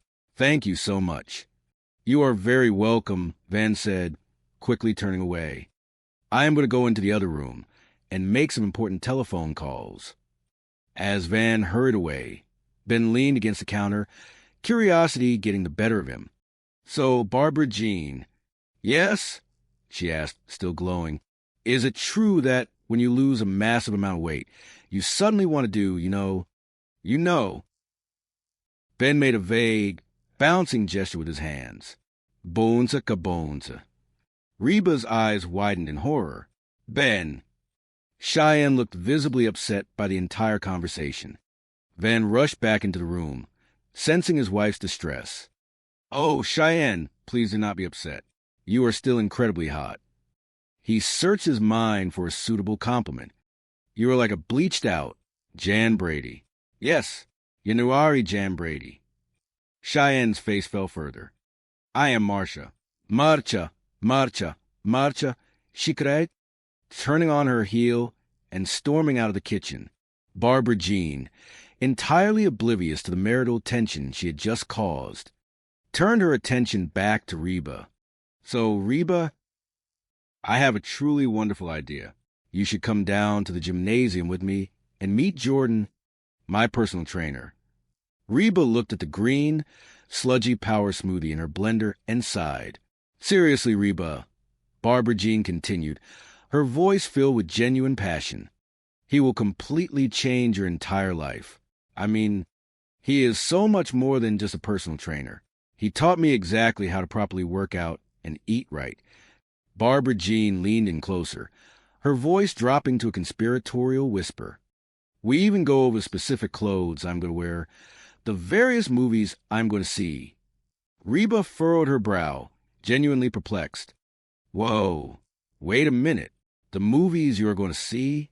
What does watching movies have to do with you? Getting your body in shape?" Barbara Jean waved her hand dismissively. "Oh, absolutely nothing. We just happen to have the exact same sense of humor. That comedic actor, Tim Allen, just absolutely kills us with laughter. I mean, whether he is playing the role of a dog or pretending to be Santa Claus, you just completely buy into the performance." Reba stared at her, trying to process the bizarre turn the conversation had taken. "So, you'll come down and meet Jordan?" Barbara Jean pressed. "No," Reba said flatly. "Oh, come on, Reba," Barbara Jean pleaded, pouting her lips. "I really want my absolute best girlfriend to meet my absolute best boyfriend." The kitchen fell silent again. "Boyfriend?" Reba asked, her eyebrows shooting up toward her hairline. Barbara Jean's eyes widened in sudden panic, realizing her slip of the tongue. "Oh, whoops. That entirely came out wrong. Oh, my goodness." Reba slowly shook her head, choosing to ignore the alarming implications of that statement. "Well, thank you anyway for the invitation, Barbara Jean, but I am just going to be staying right here with my nutritious power smoothie." Reba took a hesitant sip of the green liquid and grimaced. "Delicious. It tastes exactly like fruit gravy." Just then, Brock, Barbara Jean's husband, walked into the kitchen, a dark cloud of worry hanging heavily over his head. "Oh, hello there, Barbara Jean. Here you are." "Hello, honey," Barbara Jean replied cheerfully.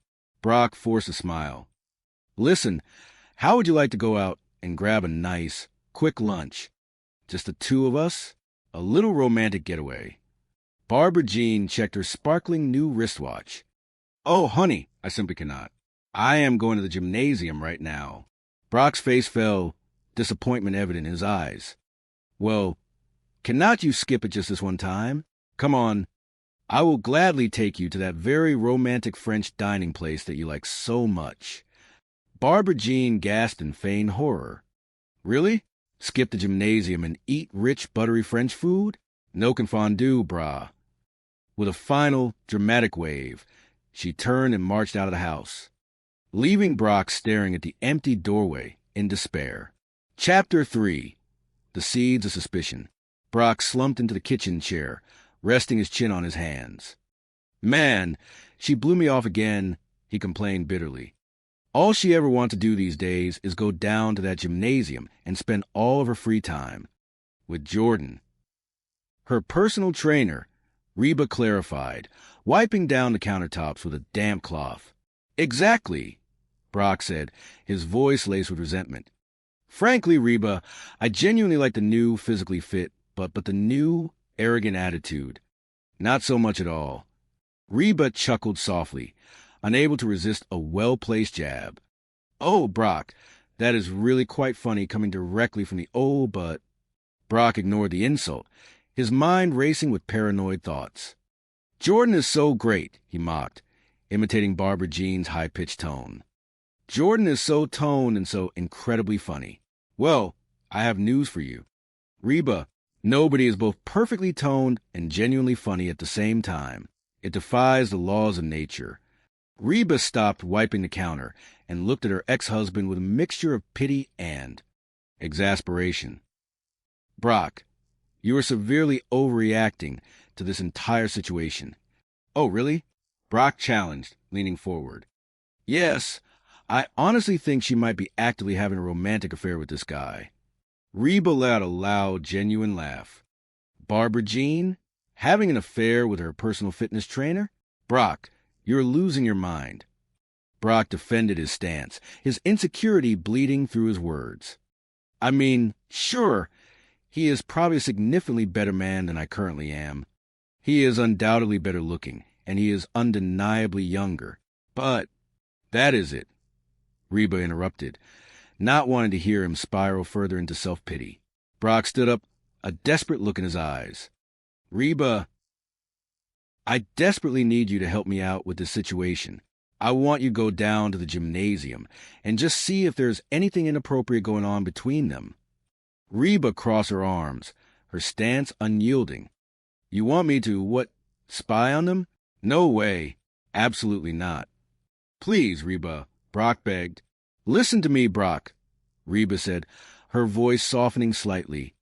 You know, Barbara Jean may have a very long, extensive list of personal faults. And trust me, I have that exact list documented if you ever need a physical copy.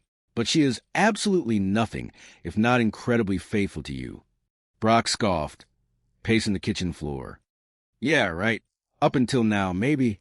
But now that she is thin and hot, she has all kinds of new romantic options available to her. Reba sighed, realizing the depth of Brock's insecurity. He is genuinely terrified of losing her. Look, Brock, if the situation is truly worrying you that much, you need to be completely honest with her. Tell her exactly how you feel. Tell her that you just need a loving hug every now and then. Brock threw his hands up in the air, dripping with sarcasm. Oh, now there's a truly great idea. See? Why?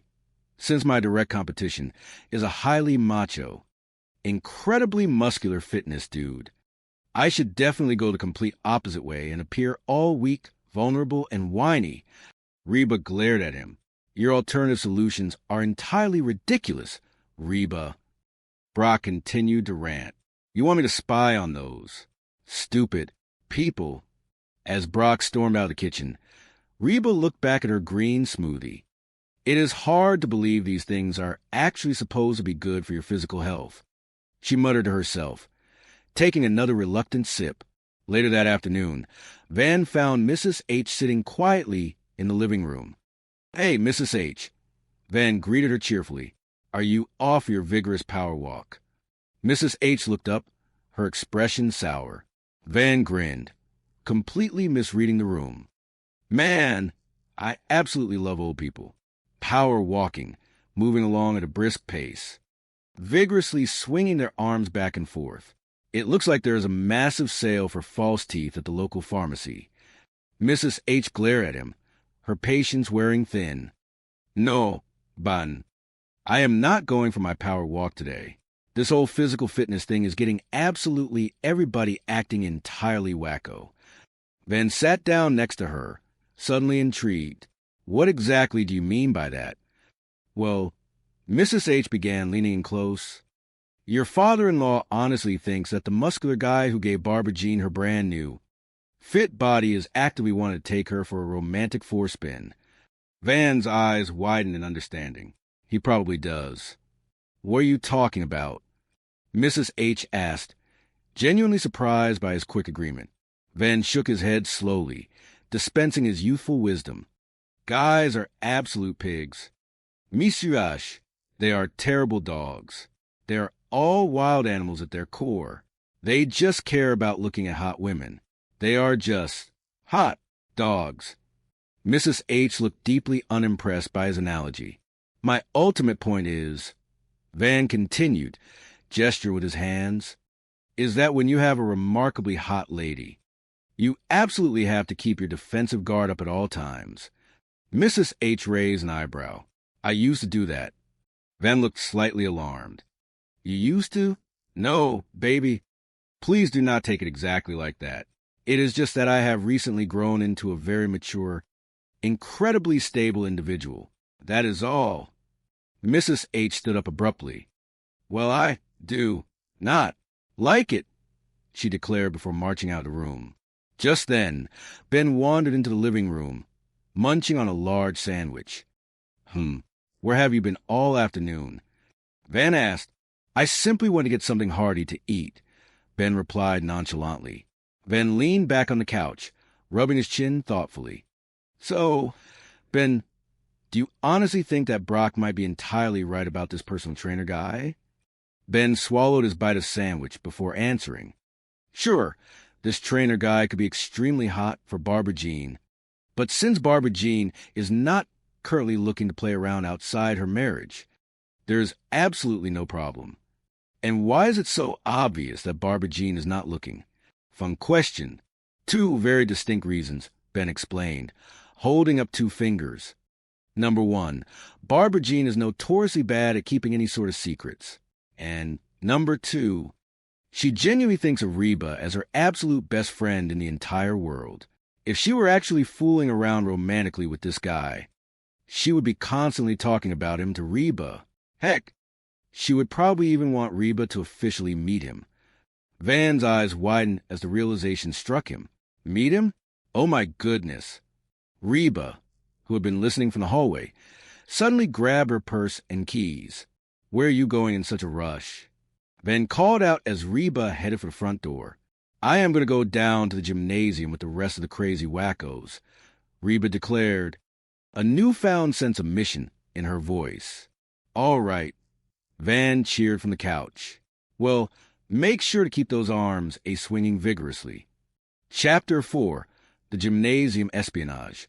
The local fitness center was a massive, intimidating cavern composed of shining steel machines, brightly mirrored walls, and the overpowering scent of rubber mats and perspiration.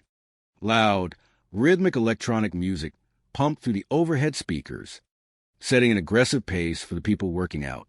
Reba walked through the front glass doors, feeling entirely out of her element in her simple, comfortable clothing. She looked around at the incredibly fit individuals lifting impossibly heavy weights and running, endlessly on moving belts.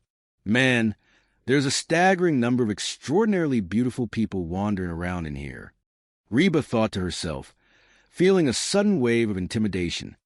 You should see them all completely naked in the shower room.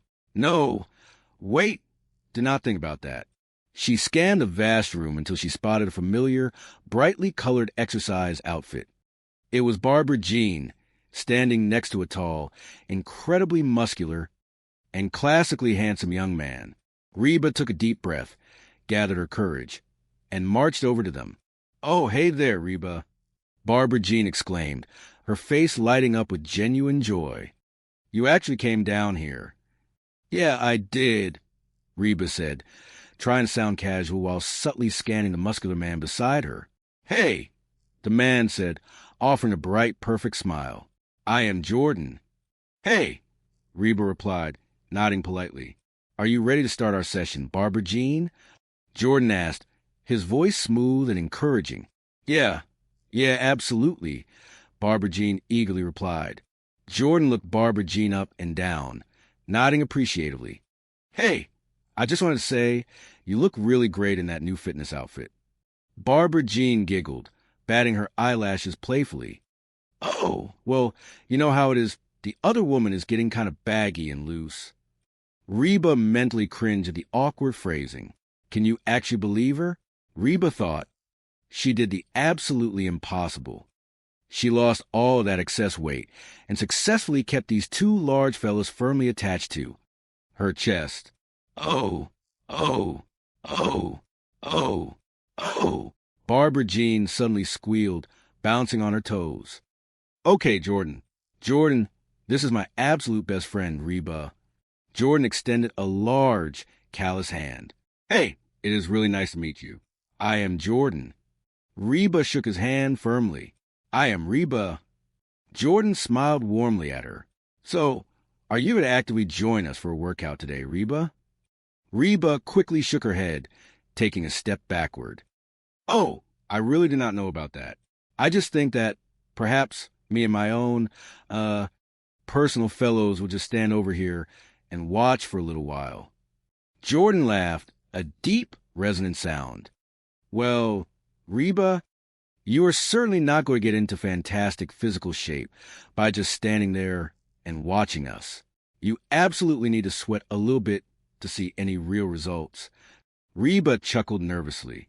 Yeah, but you guys have to understand, it has been a remarkably long while since I've been inside a modern gymnasium like this one, and I honestly do not think I am quite ready for. Before Reba could finish her sentence, Jordan instructed Barbara Jean to begin her warm-up stretching routine. Hello, right over there. Jordan guided her. Reba watched in growing horror and confusion as Jordan began to help Barbara Jean stretch. He moved her limbs into positions that seemed entirely unnatural. Barbara Jean, Jordan praised her. You really are getting incredibly limber these days. Do you remember back when you could not even put your leg entirely over my head? I certainly remember when I did not ever want to. Barbara Jean joked loudly. Reba stared, her mouth slightly open. Is that actually legal? Reba wondered frantically. I mean, is that level of physical contact entirely necessary for a simple fitness routine? It is absolutely critical to properly stretch the various muscle groups out completely before you rigorously exercise them. Jordan explained to Reba, noticing her shocked expression. Yeah, Barbara Jean chimed in, breathing heavily. Otherwise, you could really seriously hurt something important. Turn completely over, Jordan instructed smoothly. Barbara Jean flipped onto her stomach. Jordan placed his hands firmly on her back. Reba, you really need to closely watch this specific one. This one right here is my absolute favorite stretch. Reba took a hesitant step closer. All right. Now, Jordan lectured, pressing down firmly. This particular movement gives a really good, deep stretch to the major back and upper chest muscles. You really should try to do this exact stretch at least once a single day. Barbara Jean let out a loud moan of relaxation. Oh, I would gladly do it all day long if I possibly could. Reba felt a bead of sweat roll down her forehead. The atmosphere felt entirely too intimate. You know, Reba stammered, pulling at the collar of her shirt. Is this one of these modern gymnasiums that intentionally has the central heat turned on real high? I am actively sweating just standing here. Jordan finally stepped back, clapping his hands together. Okay. Oh, wow. It is officially time for some heavy weightlifting. Reba let out a massive sigh of relief. Oh, good. That is more than enough of that intense stretching. Hello. A booming voice suddenly interrupted. A massive, incredibly muscular woman with severe haircut approached them.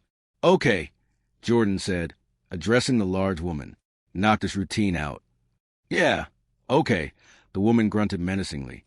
All right. Reba took another few steps back, thoroughly intimidated by the sheer size of the woman. You know what? I really think I have seen more than enough for one afternoon. Jordan smiled at Reba. So, what do you honestly think? Do you have any actual interest in getting your own personal fitness trainer? Reba forced a polite smile. Only if he formally takes me out to a nice dinner first. Barbara Jean bounded over, glowing with sweat and happiness. Are you absolutely sure, Reba? Seriously, I mean it.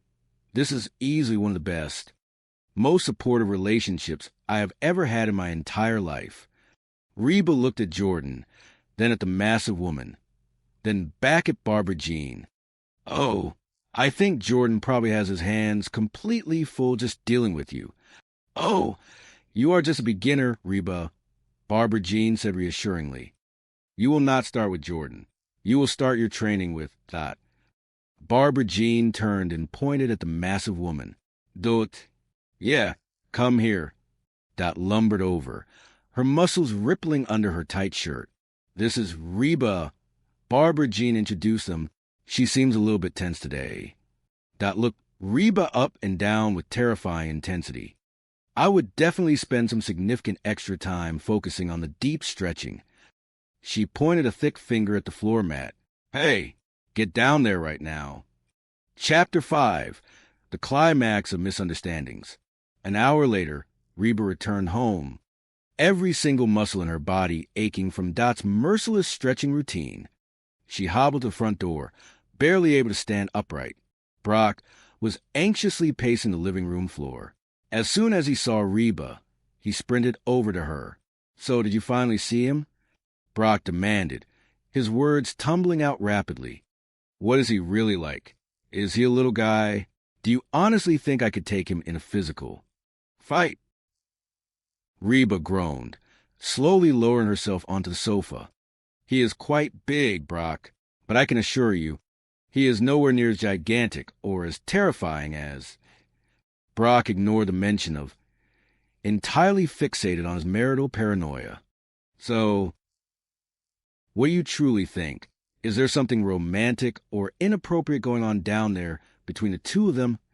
Reba looked at Brock, feeling a deep wave of sympathy for the foolish, insecure man. She took a slow, painful breath before answering. Look, Brock, Reba began softly, I was genuinely hoping with all my heart that I could go down to that fitness center, quietly check things out, and then come right back here and happily tell you that there is absolutely nothing for you to worry about. Brock's face fell instantly, but Reba hesitated, struggling to find the appropriate words to describe the highly intimate stretching routine she had witnessed. That is exactly it. Reba, Brock yelled, losing his patience completely. Come on, please tell me the truth. Okay, Reba surrendered. I honestly do not know for sure if they are actively having a romantic affair or not, but I will say this, if they keep rigorously working out together exactly like that, they might actually end up having a beautiful baby together. Brock's face turned entirely red. Man, I absolutely knew there was something terrible going on behind my back. Suddenly, the front door burst open once again. Barbara Jean practically skipped into the living room, glowing with post-workout endorphins. Hey, absolutely everybody. Barbara Jean sang out, I am finally here, and I am saying, well... Brock marched right up to her, his face a mask of furious betrayal. Oh, do not you dare! Hi, honey-me. Barbara Jean stopped dead in her tracks, her cheerful demeanor instantly vanishing. What in the world are you talking about? Oh, man, Brock scoffed, crossing his arms aggressively. Did you honestly and truly think that I would not eventually find out the truth about you and Jordan? Barbara Jean looked genuinely bewildered. What? We were simply working out together at the gymnasium. It was completely and perfectly innocent. Brock turned toward the sofa. Reba, please tell him exactly what you saw down there. Reba sank deeper into the cushions, desperately wishing she could turn invisible. I really do not want to get entirely involved in this marital dispute. She said that you are actively having a romantic affair. Brock shouted, unable to contain his jealousy any longer. Reba muttered under her breath, any more than I already am currently involved. Barbara Jean stared at Brock, her jaw dropping open in utter disbelief. Then, to Brock's complete shock, she let out a loud, genuine bark of laughter. Okay, listen to me very carefully, Barbara Jean said, placing her hands firmly on her hips. Jordan and I are absolutely not having any sort of romantic affair. He is completely gay. The living room fell into a stunned, absolute silence. What? Brock squeaked, his voice cracking slightly. Barbara Jean turned her attention to Reba, a look of profound disappointment in her eyes. Reba, do you honestly and truly think that I would willfully let a straight, heterosexual man freely grab my breasts in a public setting? Reba shifted uncomfortably on the sofa. Excuse me, he actively grabbed your breasts. He is gay, Barbara Jean reiterated firmly, and he absolutely was not touching them inappropriately. He was merely politely arranging them for better physical balance. Now, please, Everyone, carry on with your normal daily lives." Barbara Jean turned to leave the room, her pride deeply wounded. "No, Reba," Barbara Jean suddenly said, spinning back around. "You know what? Everything is absolutely not fine right now. I had absolutely no idea that you were so deeply threatened by the brand new version of me." Reba stood up, ignoring the intense pain in her stretched muscles. "Threatened? What are you talking about?" "You know exactly what," Barbara Jean accused. "The slim, newly defined waist, the powerfully toned legs, the phallus." Reba looked confused. "The phallus. The girls," Barbara Jean clarified, gesturing to her chest. "Oh, the lovely puppies." Reba scoffed loudly, rolling her eyes. "I am absolutely not threatened by you in the slightest." "Oh, really?" Barbara Jean challenged, stepping closer. "Yeah, really?" Reba fired back. "Then tell me this," Barbara Jean demanded. "Why did you suddenly go all the way down to the gymnasium this afternoon? What? Were you secretly spying on me?" Reba hesitated, caught in a lie. "No." Barbara Jean raised a perfectly sculpted eyebrow. "Okay, yes," Reba finally admitted, her shoulders slumping in defeat. "I went down to the gymnasium specifically because I honestly thought there was something inappropriate going on between you and Jordan. And why in the world would you ever think something terrible like that?" Barbara Jean asked, her voice cracking with genuine hurt. Reba let out a long, frustrated breath. "Because you have fundamentally changed, Barbara Jean." "I absolutely have not changed," Barbara Jean protested defensively. "Yes, you absolutely have," Reba insisted, her voice rising with emotion. "Ever since you successfully lost all of that excess weight, you have become incredibly pushy and highly obnoxious. And you absolutely always want to be the primary center of everyone's attention." Barbara Jean stared at Reba, thoroughly unbothered by the harsh criticism. "Hello? Have you actually met me? I've literally always been that exact way." Brock, who had been quietly watching the confrontation unfold, slowly nodded his head. "She kind of has a very valid point right there, Reba." "Yeah, well, something has undeniably changed, Barbara Jean," Reba maintained stubbornly. Barbara Jean's expression softened into a look of quiet realization. "Yeah, you are entirely right. Something has changed. It is the specific way that you guys look at me now. I am still the exact same Barbara Jean that I always was deep down inside. I am just significantly less winded when I walk up the stairs." Reba fell silent, letting Barbara Jean's profound words sink in. She is entirely right, Reba realized with a heavy heart. She has not fundamentally changed who she is as a person. She is just physically healthier and happier, and I let my own personal insecurities entirely cloud my judgment. I know she might be entirely right, Brock admitted softly, looking down at his shoes. "It could very well be our own fault." Brock took a tentative step toward his wife. "I am so incredibly sorry, honey. Reba just got my imagination all worked up." "That is..." Reba started to object, but quickly realized she had no valid defense. She took a deep, humbling breath. "Look, Barbara Jean, the honest truth is that I think I purposely went down to that gymnasium, almost secretly hoping that I would actually find you doing something completely wrong." Barbara Jean tilted her head, confused. "You know, anything at all, just so I could somehow feel morally superior to you and your brand new, incredibly skinny butt. So, I am genuinely sorry." Barbara Jean stood completely still for a moment, processing Reba's heartfelt confession. Then a massive, radiant smile slowly spread across her beautiful face. "Saudi?" Barbara Jean squealed with absolute delight. "Yeah," Reba nodded. "Are you kidding me? This is absolutely great." Barbara Jean cheered, clapping her hands together enthusiastically. "For the very first time since we have ever personally known each other. You actually want to be me." Reba immediately shook her head in sheer panic. "I absolutely do not want to be you, Barbara Jean."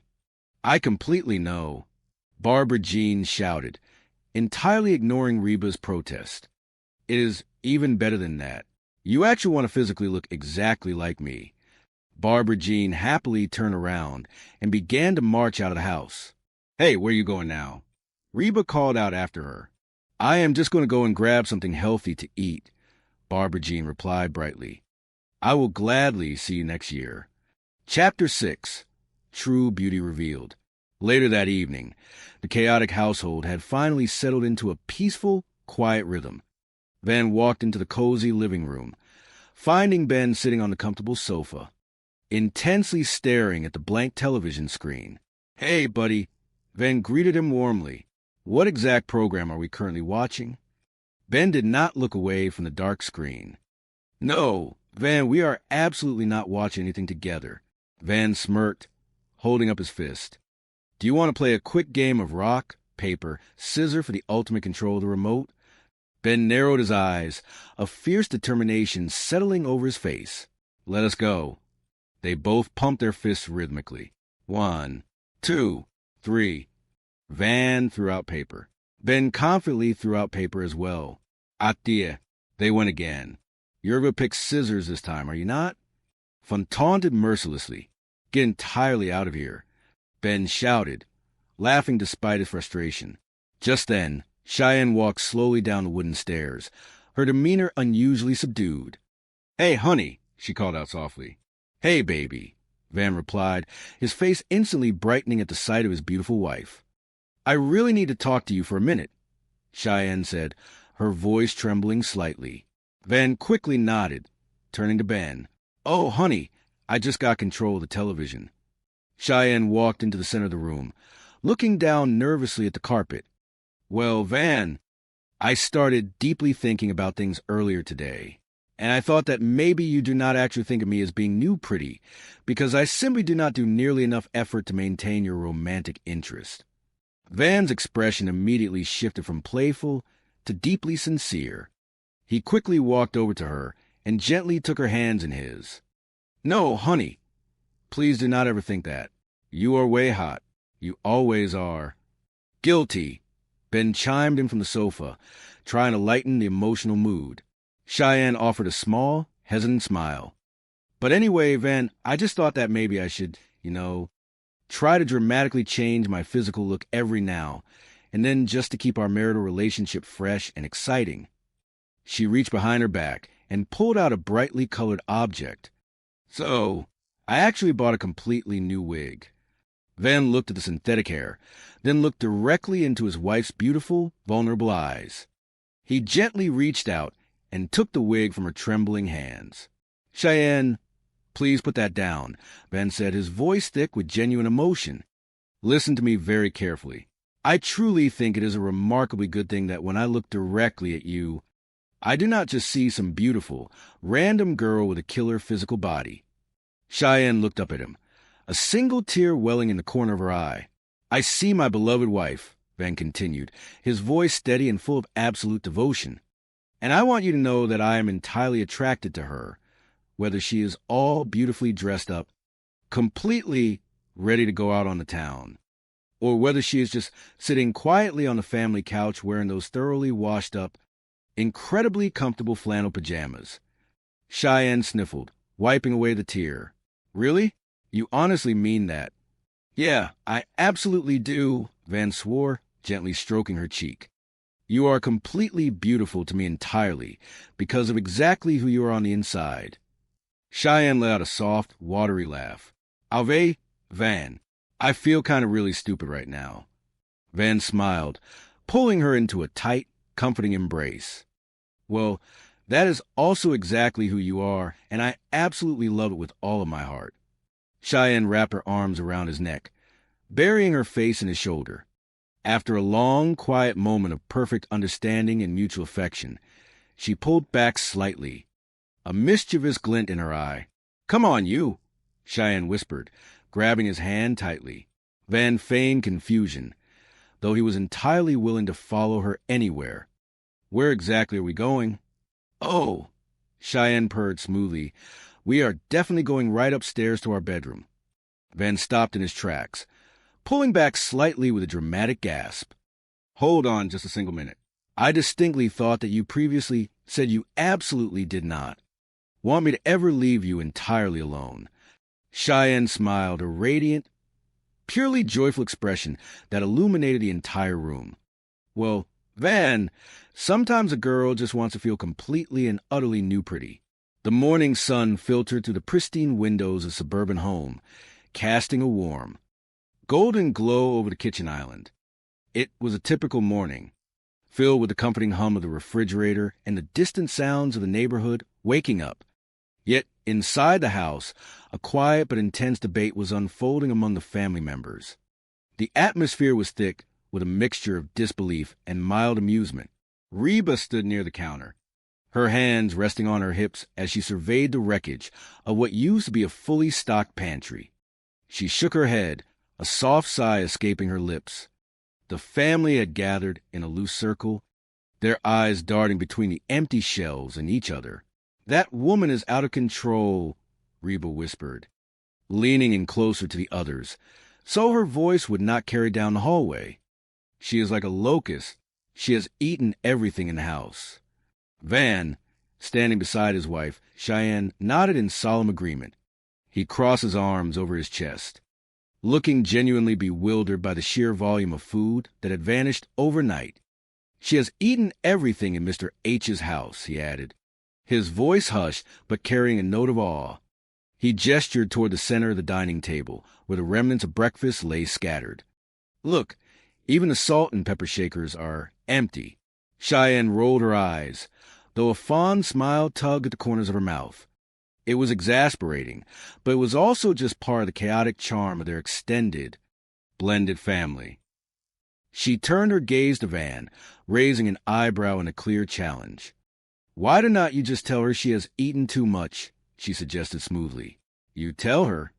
Van's eyes widened slightly, and he immediately took a step back, holding his hands up in a defensive gesture. "No, you tell her," he countered quickly. The tension in the kitchen shifted from the missing groceries to the age-old dilemma of who would have to deliver the uncomfortable news. The burden of confrontation hung heavy in the air. "Rock, paper, scissors," Van declared, turning to young Ben, who was sitting on one of the tall kitchen stools, casually swinging his legs.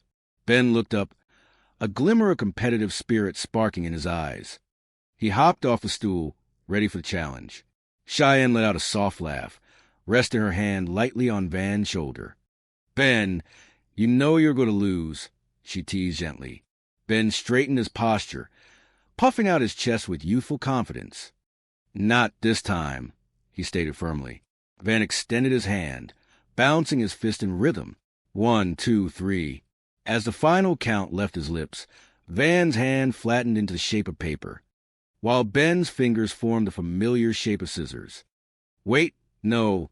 Ben had thrown rock, and Van had thrown paper. The reality of the hand gesture settled in as the young boy realized his defeat. "Dang it!" Ben exclaimed, dropping his hand to his side in frustration. He looked up at his older brother-in-law, genuinely perplexed. "How do you always beat me?" Ben offered a charming, almost pedagogical smile, placing a reassuring hand on the boy's shoulder. "Because you always pick scissors." "Of course I do. It is my system," Ben muttered, crossing his arms and looking away, though he could not hide the small smile creeping onto his face. He turned back to Van, pointing a finger at him. "So you will tell her?" Fonette's confident demeanor instantly evaporated. He rubbed the back of his neck, looking anywhere but at the empty pantry. "Yeah, fine," he mumbled, before immediately backtracking. "No, I do not want to." Ben seized the opportunity to turn the tables. "You tell her," he urged, his voice pitching slightly higher with desperation. "Come on, you tell her. Please, please, please." "No, Ben, why should I tell her?" Van pleaded, his eyes searching the room for an escape route. He looked over at Cheyenne, his expression softening into an earnest, albeit slightly manipulative plea. Because girls can say that kind of stuff without having come across like all they care about are looks. He paused, a sudden, charming thought striking him. He looked directly at Cheyenne, his voice dropping an octave. By the way, you've been looking hot lately. Cheyenne's exasperation melted instantly. She playfully swatted his arm, a blush rising to her cheeks. Oh, you? Reba, who had been quietly observing the entire exchange with a mixture of amusement and exhaustion, finally decided to intervene. The children could bicker all day, but someone actually had to handle the situation. She stepped forward, her tone gentle but resolute. Look, sweetie, why did not I tell her? Reba offered, bringing a sudden wave of relief to the room. Ben exhaled loudly, his shoulders slumping. Thank you. Before another word could be spoken, the kitchen door swung open with a dramatic flourish. Barbara Jean practically danced into the room, carrying a large, flat cardboard box that smelled overwhelmingly of melted cheese and baked dough. Her energy was boundless, filling the room like a sudden burst of sunlight. Hey, hey, hey! Barbara Jean sang out, her voice echoing off the tile walls. Guess who Luigi gave the free pizza to? Reba sighed, pinching the bridge of her nose. Luigi does not have to roll out of bed every morning, she muttered under her breath. A dry observation that only the adults caught.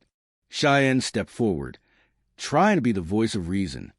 You know, Mom, we really do not need another pizza.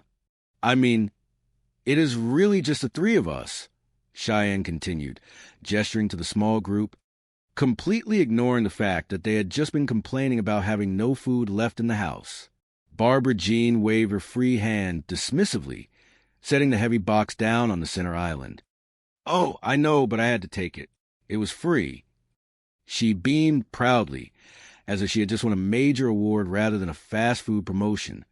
Somebody will eat it. Almost instantly, a chorus of voices echoed through the kitchen. Oh, dibs. Reba watched as the very people who had just been complaining about the lack of healthy boundaries lunged for the greasy, delicious temptation. She felt a sudden, profound need to instill some order, some sense of wellness into her household. You know what, Mom? Reba said aloud, projecting her voice to cut through the noise. I am thinking maybe we should all try and get a little healthier around here. Barbara Jean, halfway through reaching for a massive slice covered in pepperoni, froze. She looked at Reba, her expression one of utter confusion. What are you talking about? I am very healthy. Reba could not hold back anymore. She stepped forward, pointing an accusing finger at the slice of pizza currently held hostage in Barbara Jean's hand. All right, that is it. Mrs. H, drop it. Barbara Jean clutched the pizza tighter, her eyes wide with a mix of defiance and panic. Drop it, Mrs. H, Reba commanded, her voice firm and unwavering. Drop it, drop it, drop it. The standoff lasted for a few agonizing seconds before Reba's maternal instinct took over. Completely. Her voice softened, laced with genuine concern. Drop it, Mrs. H. I cannot stand to see you do this to yourself. It is like you are trying to eat yourself to death. She looked deeply into Barbara Jean's eyes, searching for an answer. Why? What happened to you? What is different? Suddenly, the room seemed to spin. The lighting shifted, blurring the edges of reality. Reba blinked, feeling disoriented as the kitchen dissolved around her. You, I am here, and I am thin. The voice was high-pitched, jubilant, and completely unexpected. The blurry vision cleared, and Reba found herself staring at a completely transformed Barbara Jean. She was no longer clutching a slice of pizza. Instead, she was striking a pose, wearing a sleek, form-fitting outfit that highlighted a dramatically altered silhouette. Van, standing off to the side, stared in utter disbelief. Yeah, thin as a stick and dumb as one, he muttered, completely caught off guard by the vision before him. Reba rubbed her eyes, trying to make sense of the jarring image. Yikes, she whispered. What is eating Cooper grape? Van pointed toward the apparition's lower half, his jaw practically hitting the floor. Look at that. They look like the number 10. Reba jolted awake, her heart pounding against her ribs. She was sitting in her own bed, the morning light just beginning to peek through the curtains. She let out a massive sigh of relief, pressing a hand to her chest. "Oh, thank God it was just a nightmare," she breathed into the quiet room. Downstairs, the front door swung open and a cheerful, booming voice echoed up the staircase. "Yoo-hoo, I am here, and I am thin." Reba closed her eyes, letting her head fall back against the pillows. And the nightmare continues. Chapter 2, The Pursuit of Wellness. My roots are planted in the past, though my life is changing fast. Who I am is who I want to be. A single mom who works too hard, who loves her kids and never stops. With gentle hands and the heart of a fighter, I am a survivor. The familiar anthem played softly from the small radio on the kitchen counter, providing a rhythmic backdrop to Reba's morning routine. She was determined to take control of her day, her health, and her sanity. The kitchen counter was lined with an array of fresh fruits, leafy greens, and a rather intimidating-looking blender. Ben bounded into the kitchen, his hair tousled from sleep, his eyes bright with the expectation of a hearty breakfast. He took his usual seat at the island, drumming his fingers on the surface. "Mom, make us some pancakes," he requested brightly. Reba did not even look up from the cutting board, where she was meticulously slicing an apple. "No," she stated firmly. "I am making everyone a power smoothie, and this afternoon I am taking a power walk." Ben wrinkled his nose in visible distaste. Power walk. Van wandered into the kitchen just in time to catch the end of the conversation. He poured himself a cup of coffee, leaning against the counter with a smirk. "Oh, forget your power cane," he quipped, earning a sharp glare from Reba. Cheyenne immediately jumped to her mother's defense. "Van, that is not nice. Mom does aerobics." Van took a sip of his coffee, completely unbothered. She could shatter her hip. Reba stopped blending for a moment, resting her hands on the counter as she fixed Van with a terrifyingly calm stare. "And yet, in the blink of an eye, I can make you both homeless." The threat hung in the air, sweet and potent, silencing any further complaints from the peanut gallery. Just as Reba turned the blender back on, the back door flew open. "Hey, everybody," Barbara Jean announced. Her voice overflowed with uncharacteristic vitality. She bounded into the room, practically glowing with energy. "I am here, and I am..." "Oh, is this one of these, gymnasiums that has the heat on real high? I am sweating. Okay." Jordan finally stepped back, clapping his hands together. "Oh, wow. Time for some weightlifting." Reba let out a massive sigh of relief. "Oh, good. That is enough of that stretching." Jordan moved over to a bench press station, adjusting the heavy plates with effortless grace. "Hello. Okay, knock this out." Barbara Jean settled onto the bench, her face a picture of determination. "Yeah, okay. All right." Reba watched as Jordan leaned over, spotting her closely, his hands hovering just inches from her body. The sheer physical proximity, the easy banter, the undeniable chemistry, it was all too much. Brock's paranoid theories were suddenly looking incredibly plausible. "You know, I think I have seen enough," Reba announced loudly, taking a purposeful step backward toward the exit. Jordan looked over, flashing that perfect smile. "So, what do you think? You have any interest in getting a personal trainer?" Reba offered a dry, completely humorless smile. "Only if he takes me out to dinner first." Jordan chuckled, clearly missing the sarcasm. "Are you sure, Reba? Seriously, this is one of the best relationships I have ever had." Reba's heart sank. She looked at Barbara Jean, who was happily pressing weights above her head, completely oblivious to the implications of Jordan's words. "Oh," Reba said quietly, "I think Jordan has his hands full with you." Barbara Jean finished her set, sitting up on the bench and wiping her forehead with a small towel. She pointed across the room toward a towering, incredibly muscular woman with a stern expression. "Oh, you're a beginner. Reba, you will start with that." She cupped her hands around her mouth, shouting across the crowded floor. "Do it." "Yeah." They marched over, her heavy footsteps seeming to vibrate the floorboards. She glared down at Reba with intimidating intensity. This is Reba. Barbara Jean introduced him cheerfully. She seems a little tense. I would spend some extra time on the stretching. Dot cracked her knuckles, a predatory gleam in her eye. Hey, get down there. Reba swallowed hard, realizing she was entirely out of her depth. Chapter 5, Confrontation and Revelations. By the time Reba finally escaped the iron grip of Dot and made her way back home, the sun was beginning to set, casting long, dramatic shadows across the living room. Brock was pacing the floor again, practically vibrating with nervous energy. The moment the front door clicked shut, he pounced. So did you see him? Brock demanded, his voice tight with anxiety. What is he like? Is he little? Could I take him? Reba dropped her purse onto the entryway table, rubbing her aching shoulders. She looked at Brock, her expression utterly exhausted. He is big, but he is not as big as... Brock waved off a confusing reference to Dot, stepping directly into Reba's path. So what do you think? Is there something going on there? Reba walked past him, sinking heavily onto the living room sofa. She stared blankly at the coffee table, gathering her thoughts. She had to be honest, even if it was going to cause an explosion. Look, Brock. Reba began slowly, her voice quiet.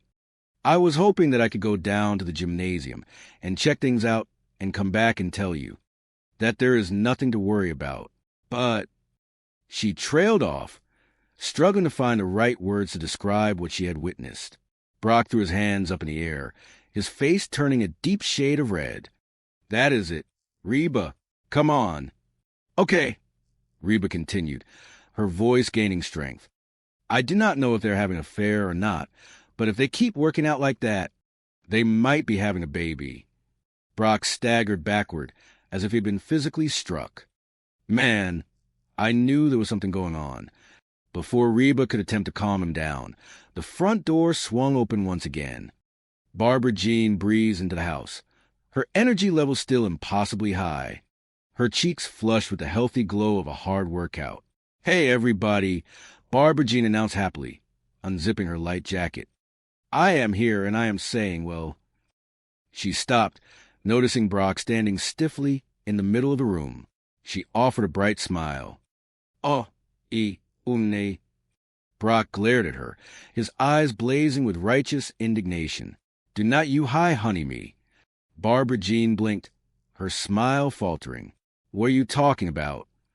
Oh, man, Brock groaned, pacing away from her and running his hands through his hair in a gesture of pure distress. Did you honestly think that I would not find out about you and Jordan? Barbara Jean's eyes widened in genuine shock. She looked from Brock to Reba, utterly bewildered. What? We were working out. It was perfectly innocent. Brock spun around, pointing an accusing finger at Reba. Reba, tell him what you saw. Reba sank deeper into the sofa cushions, throwing her hands up in surrender.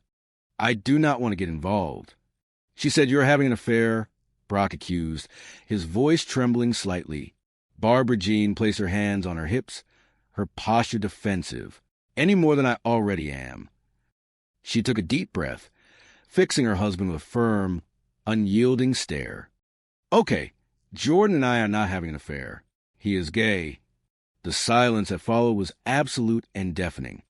Brock's jaw dropped, all the anger instantly draining from his face, replaced by a profound, hollow confusion. What? Brock squeaked.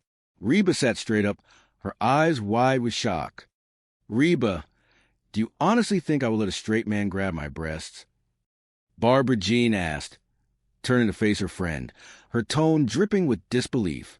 Reba coughed, a sudden, nervous sound escaping her throat. Excuse me, he grabbed your breasts. He is gay, Barbara Jean reiterated firmly, as if that simple fact explained everything perfectly. He was not touching them. He was arranging them. She waved her hands dismissively, picking up her gym bag. Carry on with your lives. She turned and began marching up the stairs, leaving Reba and Brock standing in stunned silence. Brock looked at Reba, an expression of utter relief washing over his face, mixed with a lingering hint of bewilderment. But Reba was not relieved. A deep sense of guilt began to gnaw at her conscience. She stood up, smoothing down her shirt, and followed Barbara Jean up the stairs. She found Barbara Jean in the guest bedroom, aggressively folding a pile of clean laundry. The air in the room was tense, thick with unspoken hurt. "No, Reba, everything is not fine," Barbara Jean snapped before Reba even had a chance to speak. She slammed a neatly folded towel onto the bed. "I had no idea you were so threatened by the new me. The slim waist, the toned legs, the fellas." Reba leaned against the doorframe, crossing her arms defensively. "The fellas, the girls. Oh, the puppies." Barbara Jean corrected herself quickly, gesturing vaguely to her chest. Reba shook her head, letting out a short, hollow laugh. "I am not threatened by you." Barbara Jean stopped folding, turning to face Reba squarely. "Really?" "Yeah," Reba insisted, though her voice lacked conviction. "Then why did you go down to the gymnasium?" Barbara Jean challenged, her eyes narrowing suspiciously. "What, were you spying on me?" Reba opened her mouth to deny it, but the lie died on her tongue. The hurt in Barbara Jean's eyes was too genuine, too raw. She let out a long, slow breath, dropping her arms to her sides. "No," Reba started, before immediately correcting herself. "Okay. Yes, I went down to the gymnasium because I thought there was something going on between you and Jordan."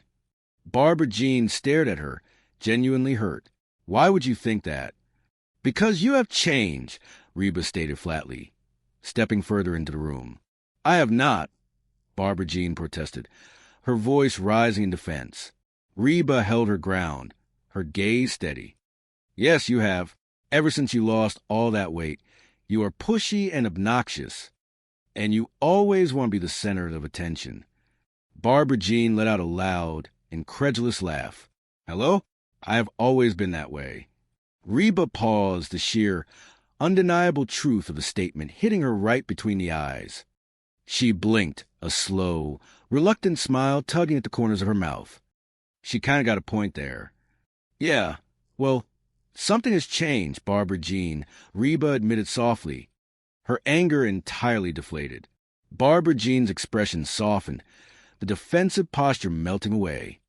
She sat down on the edge of the bed, her shoulders slumping. "Yeah, the way you guys look at me. I am still the same Barbara Jean I always was. I am just less winded." Reba walked over and sat down beside her, staring at the perfectly folded pile of towels. The silence stretched between them, comfortable but heavy with unspoken truths. "I know she might be right," Reba finally whispered. "Could be us." She turned to look at her friend, her voice filled with genuine remorse. "I am sorry, honey. Reba just got me all worked up. That is..." She paused, realizing she was deflecting the blame onto herself in the third person, a clear sign of her deep discomfort. She took a deep breath and started over.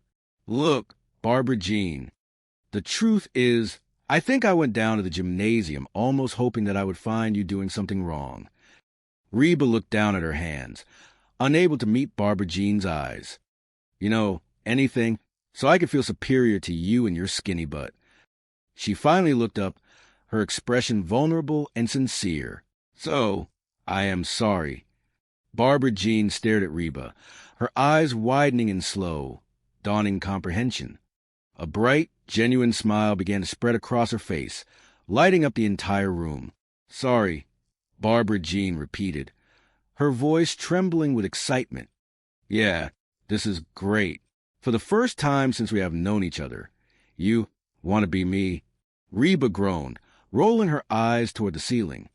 The brief moment of emotional vulnerability had vanished, replaced instantly by Barbara Jean's trademark oblivion. "I do not want to be you," Reba stated clearly. Barbara Jean sprang up from the bed, practically dancing with joy. "I know. It is even better. You want to look like me." Reba stood up quickly, turning toward the door, desperate to escape the conversation before it devolved any further. "Hey, where you going?" Barbara Jean called out after her. "Just gonna go grab something to eat." Reba called back over her shoulder, not breaking her stride. I will see you next year. Chapter 6. The True Meaning of New Pretty. Downstairs in the den, the atmosphere was considerably more subdued. Van was sitting on the floor, intensely focused on a video game, his brow furrowed in concentration. Ben sat beside him, watching the screen with equal intensity. Hey, buddy, what are we watching? Van asked, not taking his eyes off the television. No, we are not.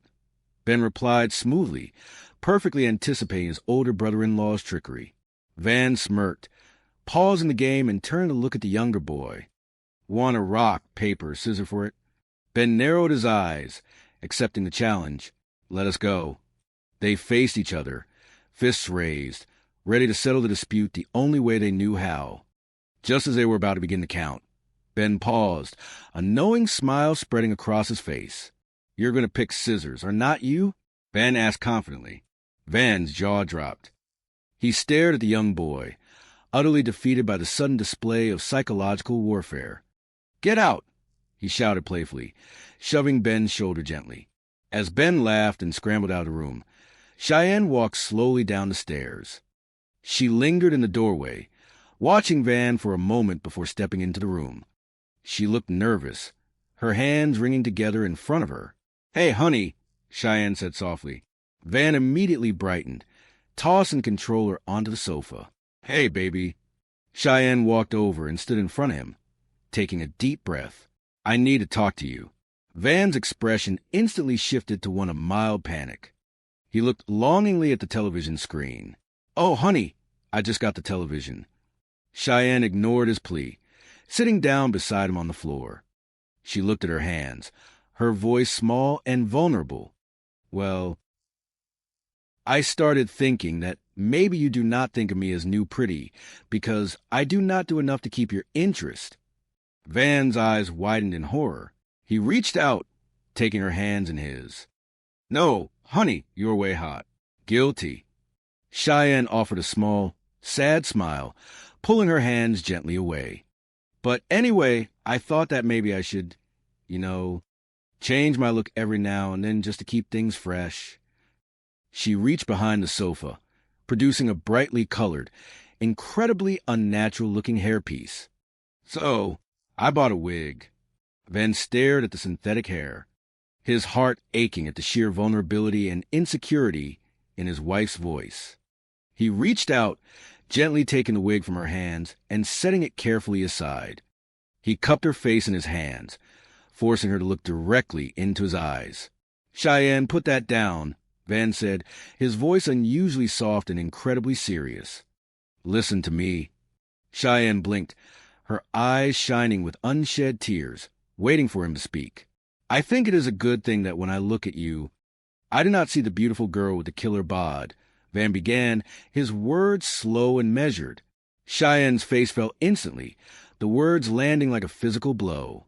She tried to turn away, but he held her gently in place.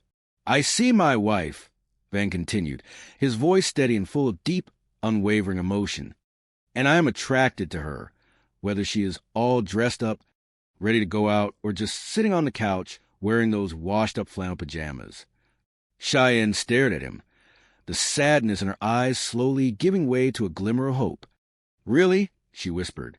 Van smiled, leaning forward to press a soft kiss to her forehead. Yeah, he affirmed quietly.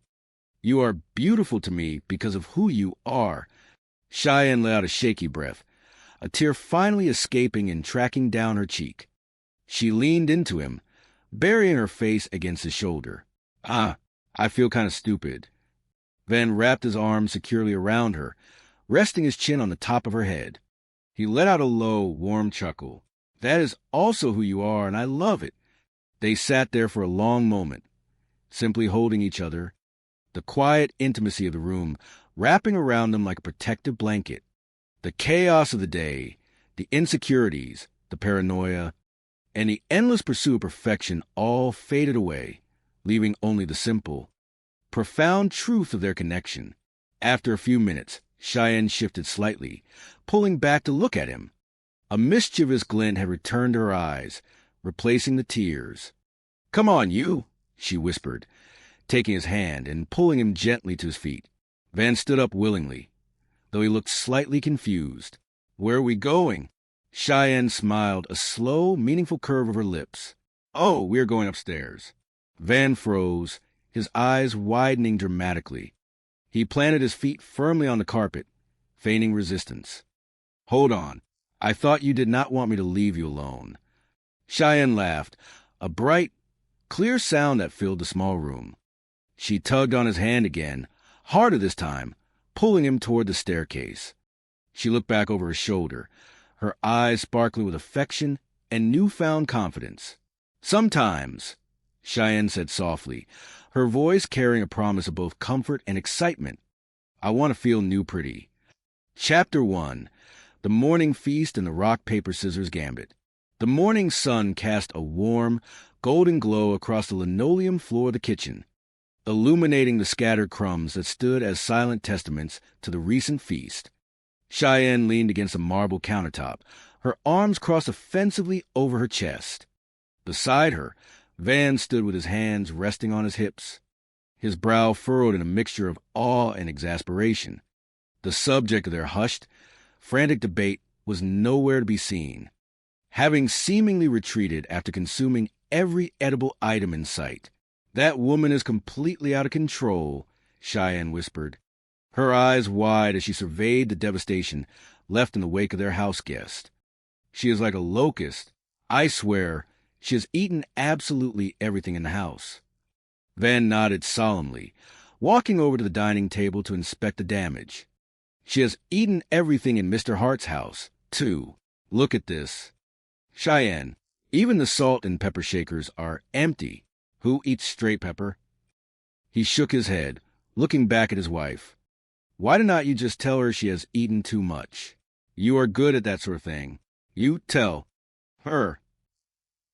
Cheyenne gasped, immediately backing away from the suggestion. No way. No, you tell her. Let us settle this the old-fashioned way. Rock, paper, scissors. And Ben, you know you're going to lose. Van, ever competitor, puffed out his chest. Not this time. I am ready. They faced each other, raising their fists in silent preparation. 1, 2, 3. They chanted in unison. Cheyenne threw out her flat hand, signaling paper, while Van confidently extended his 2 fingers for scissors. Wait. No. He extended his index and middle finger, but Cheyenne had actually formed a solid rock with her fist. The classic blunder. Dang it, Van exclaimed, dropping his hand in defeat. How do you always beat me? Cheyenne smirked, a playful glint in her eye. Because you always pick scissors, Van. It is entirely predictable. Of course I do, Van argued, defending his honor. It is my system. So you will tell her? Cheyenne sighed, the victory suddenly feeling hollow. Yeah, fine. She paused, her resolve crumbling. Actually, no. I do not want to. You tell her. Come on, Van, you tell her. Please, please, please. Van crossed his arms. No, why should I tell her? Because, Cheyenne reasoned, her voice taking on a persuasive, sweet tone. Girls can say that kind of stuff without having to come across like all they care about are looks. By the way, she stepped closer, adjusting the collar of his shirt. You have been looking incredibly hot lately. Van smiled, easily distracted by the compliment. Oh, you? At that precise moment, the back door swung open, and Reba walked into the kitchen, carrying the weight of the morning and a large, flat cardboard box. Cheyenne instantly pivoted her strategy. Look, sweetie, Cheyenne said to Van, loud enough for Reba to hear. Why do not I tell her?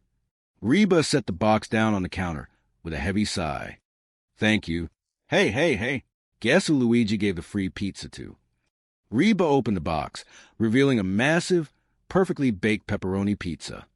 The aroma of melted cheese and rich tomato sauce filled the air, momentarily distracting everyone from the missing groceries. Luigi does not have to roll out of bed every morning, Reba muttered.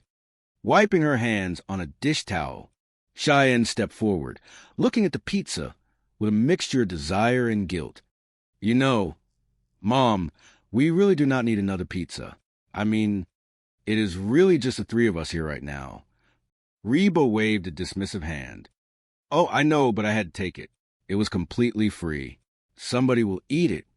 Almost instantly, Van raised his hand high in the air. Dibs. Cheyenne rolled her eyes, turning back to her mother. You know what, Mom? I am thinking maybe we should all try and get a little healthier around here. We have been letting ourselves go a bit. Reba looked genuinely bewildered. What are you talking about? I am very healthy. Before Cheyenne could argue, the sound of heavy footsteps echoed from the hallway. A voice, loud and dramatic, preceded the arrival of Barbara Jean. All right, that is it, Mrs. Hart. Drop it, Mrs. Hart. Drop it, drop it, drop it. Barbara Jean burst into the kitchen, her eyes wide with frantic energy. Drop it, Mrs. Hart. I cannot stand to see you do this to yourself. It is like you are trying to eat yourself to death. Why? What happened to you? What is different? The entire kitchen fell silent. Reba, Cheyenne, and Van stared blankly at the doorway. Yoo-hoo!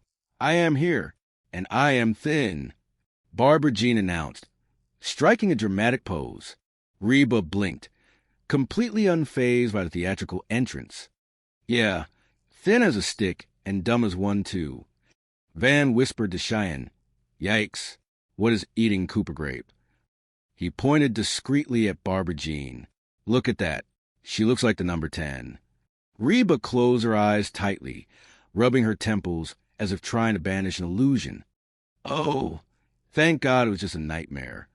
Yoo-hoo, I am here, and I am thin, Barbara Jean repeated, clearly not getting the reaction she desired. And the nightmare continues, Reba muttered under her breath. Chapter 2, The Power of Smoothies and New Pretty. The following morning, the kitchen had transformed into a makeshift health sanctuary. Reba stood at the counter, the loud whirring of the blender drowning out the ambient noise of the household.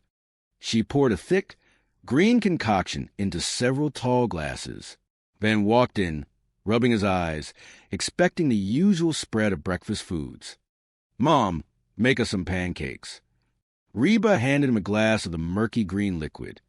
No, I am making everyone a power smoothie. And this afternoon, I am taking a power walk. Van stared at the glass, his nose crinkling in disgust. Power walk? Oh, forget your power cane.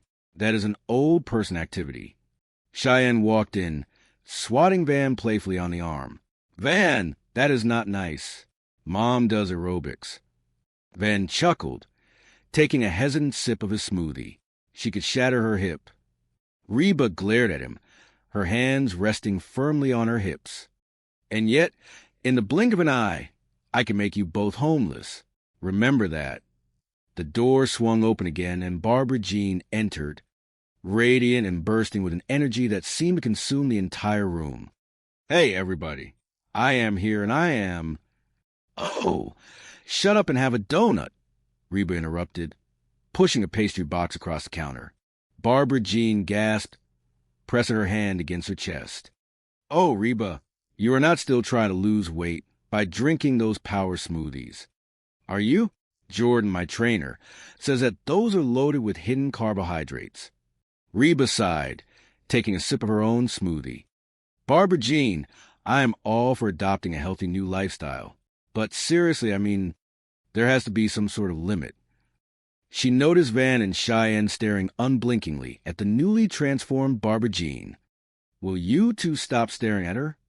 Cheyenne blinked, snapping out of her trance. What? We've been staring at her for, the past 2 hours. Well, she is pretty. Barbara Jean beamed, doing a small twirl. I am pretty. Well, of course you are, Reba said, trying to maintain a supportive but grounded tone. You have always been pretty, but she is a different kind of pretty now. She is new pretty. Van nodded enthusiastically. Oh, Van, that is such a funny story you can tell to your next wife, Cheyenne warned, her voice dripping with sudden insecurity. Van, completely oblivious to his wife's changing mood, continued. Van, You really think that I am new pretty? Barbara Jean asked, batting her eyelashes. Oh, yeah, Van agreed heartily. You are like a bleached-out Halle Berry. Barbara Jean smiled brightly. Thank you. You are welcome, Van replied, completely missing the dagger like glare Cheyenne was sending his way. I'm gonna go make some calls. As Van left the kitchen, Cheyenne turned her attention back to Barbara Jean, her curiosity battling her insecurity. So, Barbara Jean, yeah, is it true that when you lose a bunch of weight, you want to do the bounce? Kabonta. Cheyenne made a vague, bouncy gesture with her hands. Van poked his head back into the kitchen. Von! Cheyenne scolded. Van rushed back in, realizing his earlier misstep. Oh, Cheyenne, do not be upset. You are still incredibly hot. You are like a bleached-out Jan Brady. Yes, January Jan Brady. Cheyenne groaned, burying her face in her hands. I am Marcia. Marcia, Marcia, Marcia. Chapter 3. The French Connection and Growing Suspicions. Later that afternoon, the house was relatively quiet. Reba sat at the kitchen table, attempting to enjoy her power smoothie in peace. Barbara Jean sat across from her posture perfect, her energy unyielding. So, Reba, I got a brilliant idea, Barbara Jean announced, leaning forward. You should come down to the gym and meet Jordan, my personal trainer. Reba took a slow sip of her drink. Seriously, no. He will completely change your life, Barbara Jean insisted, her eyes wide with earnest enthusiasm. I mean, he is so much more than a personal trainer. He taught me how to work out and eat right. We go over the clothes I'm going to wear, the movies I'm going to see. Reba raised an eyebrow. Whoa, the movies you're going to see? What does that have to do with you getting into shape? Barbara Jean waved her hand dismissively. Oh, nothing at all. We just have the exact same sense of humor. That Tim Allen just kills us. I mean, whether he is playing a dog or Santa Claus, you just buy it completely. So, you will come meet Jordan? No, Reba said firmly. Oh, come on, Reba, Barbara Jean pleaded, pouting slightly. I want my absolute best girlfriend to meet my absolute best boyfriend. Reba choked on her smoothie, coughing into a napkin. Barbara Jean's eyes widened in horror. Boyfriend? Oh, whoops. That came out entirely wrong. Oh. Reba recovered, wiping her mouth. Well, thanks anyway, but I am just going to be right here with my smoothie. Delicious, just like fruit gravy. Barbara Jean stood up, glancing at her watch. Oh, hey, I have to run. Wait, Barbara Jean, Reba called out, feeling a sudden pang of guilt for her dismissive attitude. Here you are. Listen, how would you like to go out and grab a quick lunch? Just the two of us? My treat. Barbara Jean's face fell into a mask of genuine regret. Oh, honey, I cannot. I am going to the gym. Reba pressed on, trying to salvage their friendship. Well, cannot you skip it just this once? Come on. I will take you to that romantic French place you like so much. The one with the amazing bread. Really? Barbara Jean hesitated, visibly torn. Skip the gym and eat rich French food? No confondu, brah. She giggled at her own joke, waved cheerfully, and darted out the door. Reba sat alone, staring at her empty glass. Man, she blew me off again. A few hours later, Brock walked into the house, looking frazzled and distressed. He paced the living room, running his hands through his hair. Reba watched him from the kitchen, amused by his sudden burst of nervous energy. All she wanted to do was go down to the gym and spend time with Jordan, Brock complained, his voice tight with anxiety. Her trainer? Exactly, Reba replied, walking into the living room. Frankly, I like the new appearance, but the new attitude, not so much. Brock scowled. Oh, that is really funny coming from you. Jordan is so great. Jordan is so toned and funny. Well, I have news for you, Reba. Nobody is both toned and funny. Reba crossed her arms, tried to inject some reason into the conversation. Brock, you're overreacting. She is just excited about being healthy. Oh, really? Brock stopped pacing and looked Reba directly in the eyes. Yeah, I think she might be having an affair with this guy. Reba burst out laughing. Barbara Jean with her trainer? Come on, Brock. I mean, sure, Brock continued, pacing again. He is probably a better man than I am, better looking and younger, but still. That is it, Reba said, trying to end the conversation. Reba, I need you to help me out, Brock pleaded, desperation creeping into his voice. I want you to go down to the gym and see if there is anything going on. You know, spy on him for me.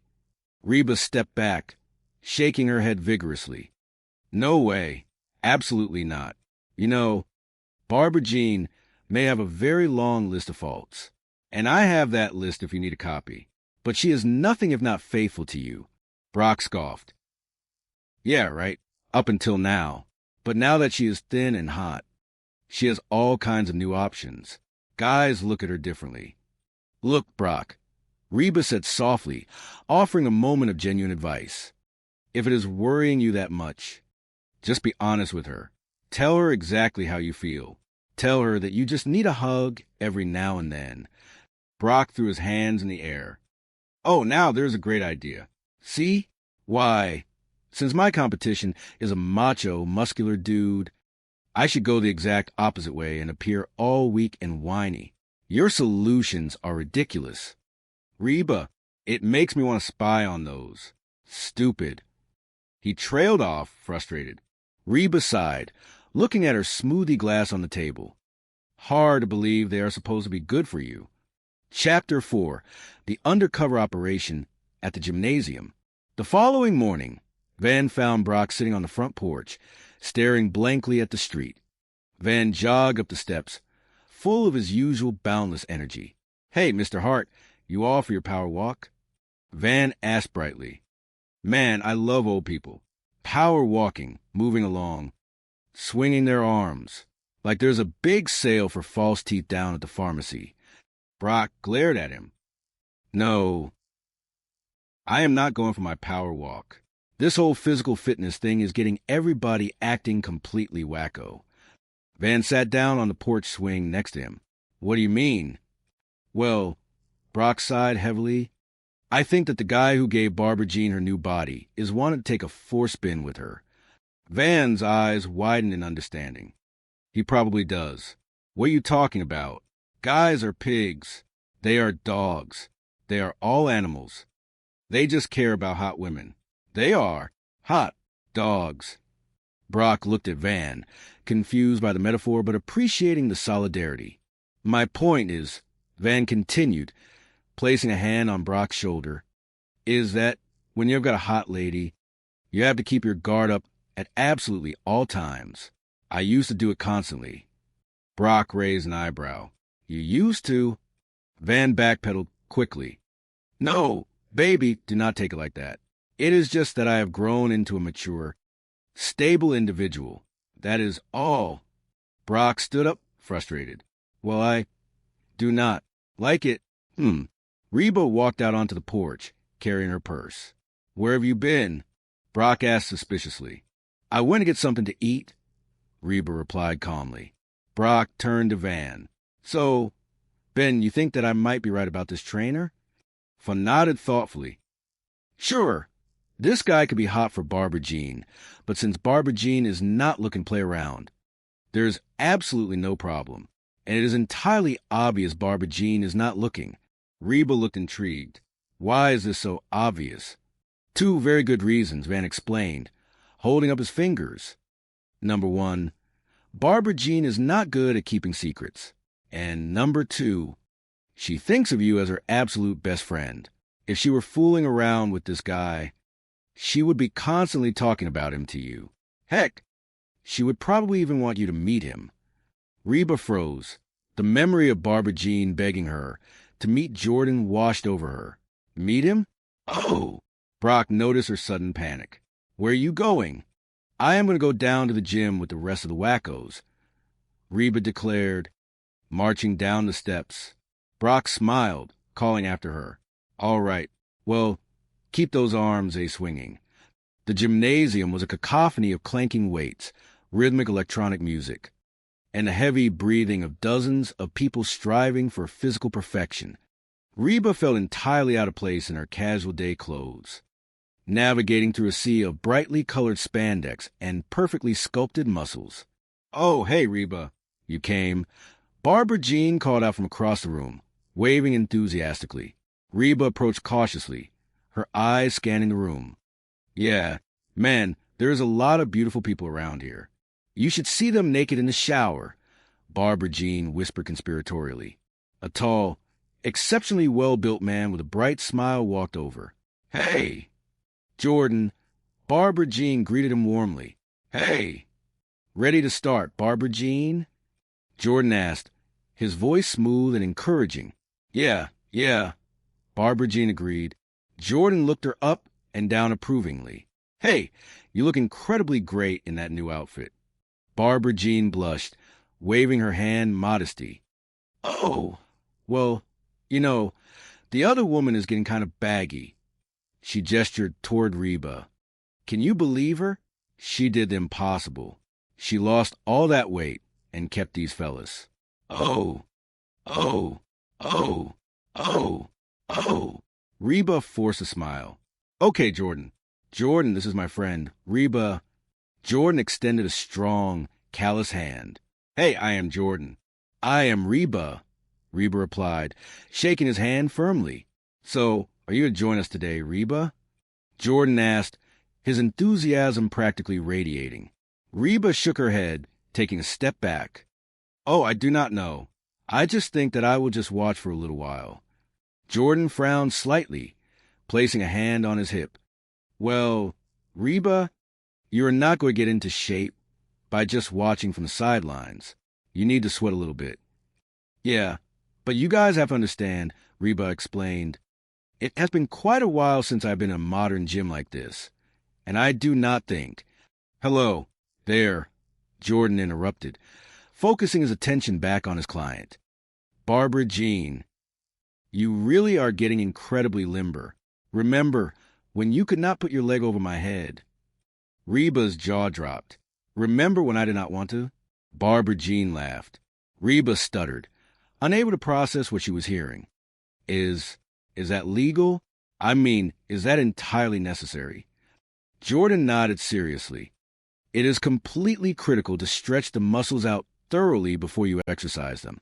Yeah, otherwise, you could really pull or hurt something."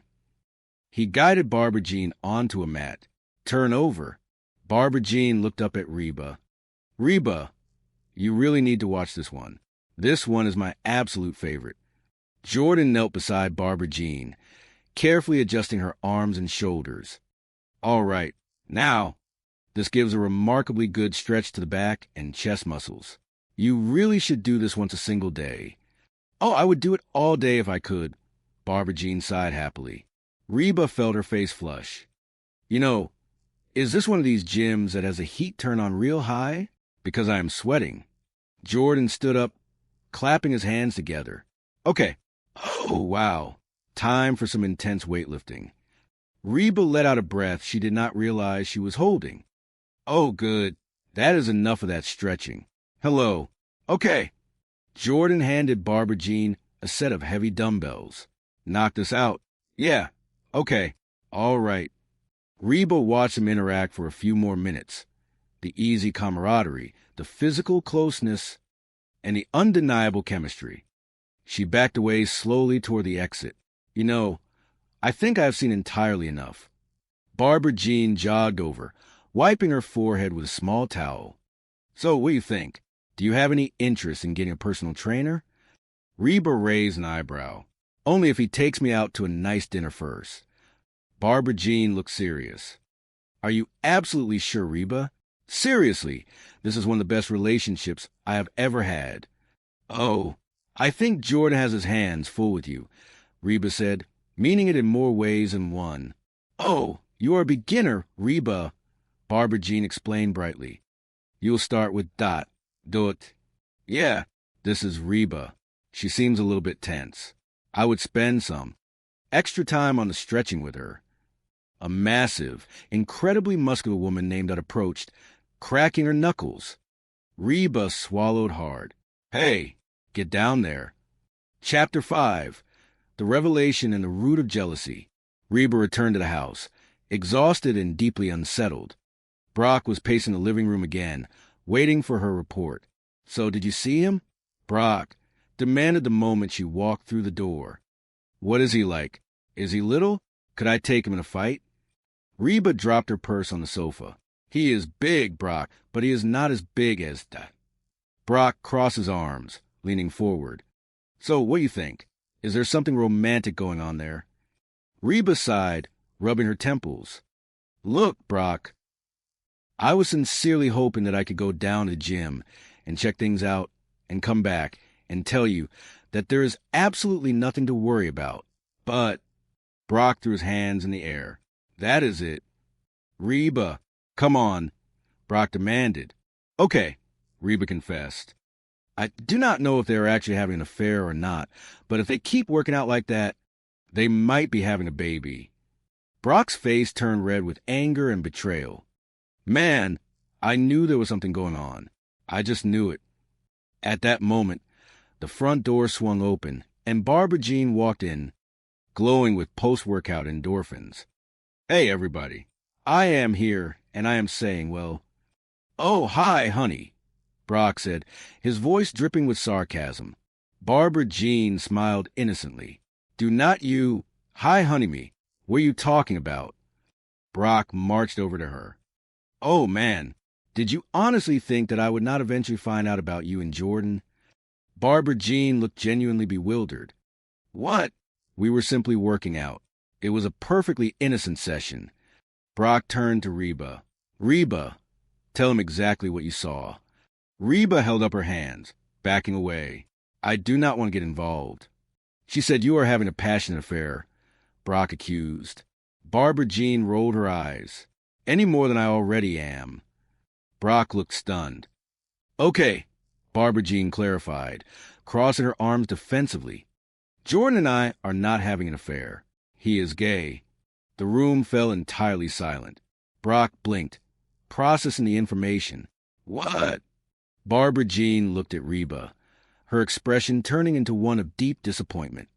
Reba, do you honestly think I will let a straight man grab my breasts? Brock choked. Excuse me. He grabbed your breasts. He is gay, Barbara Jean repeated calmly. He was not touching them inappropriately. He was arranging them for proper posture. Carry on with your normal lives.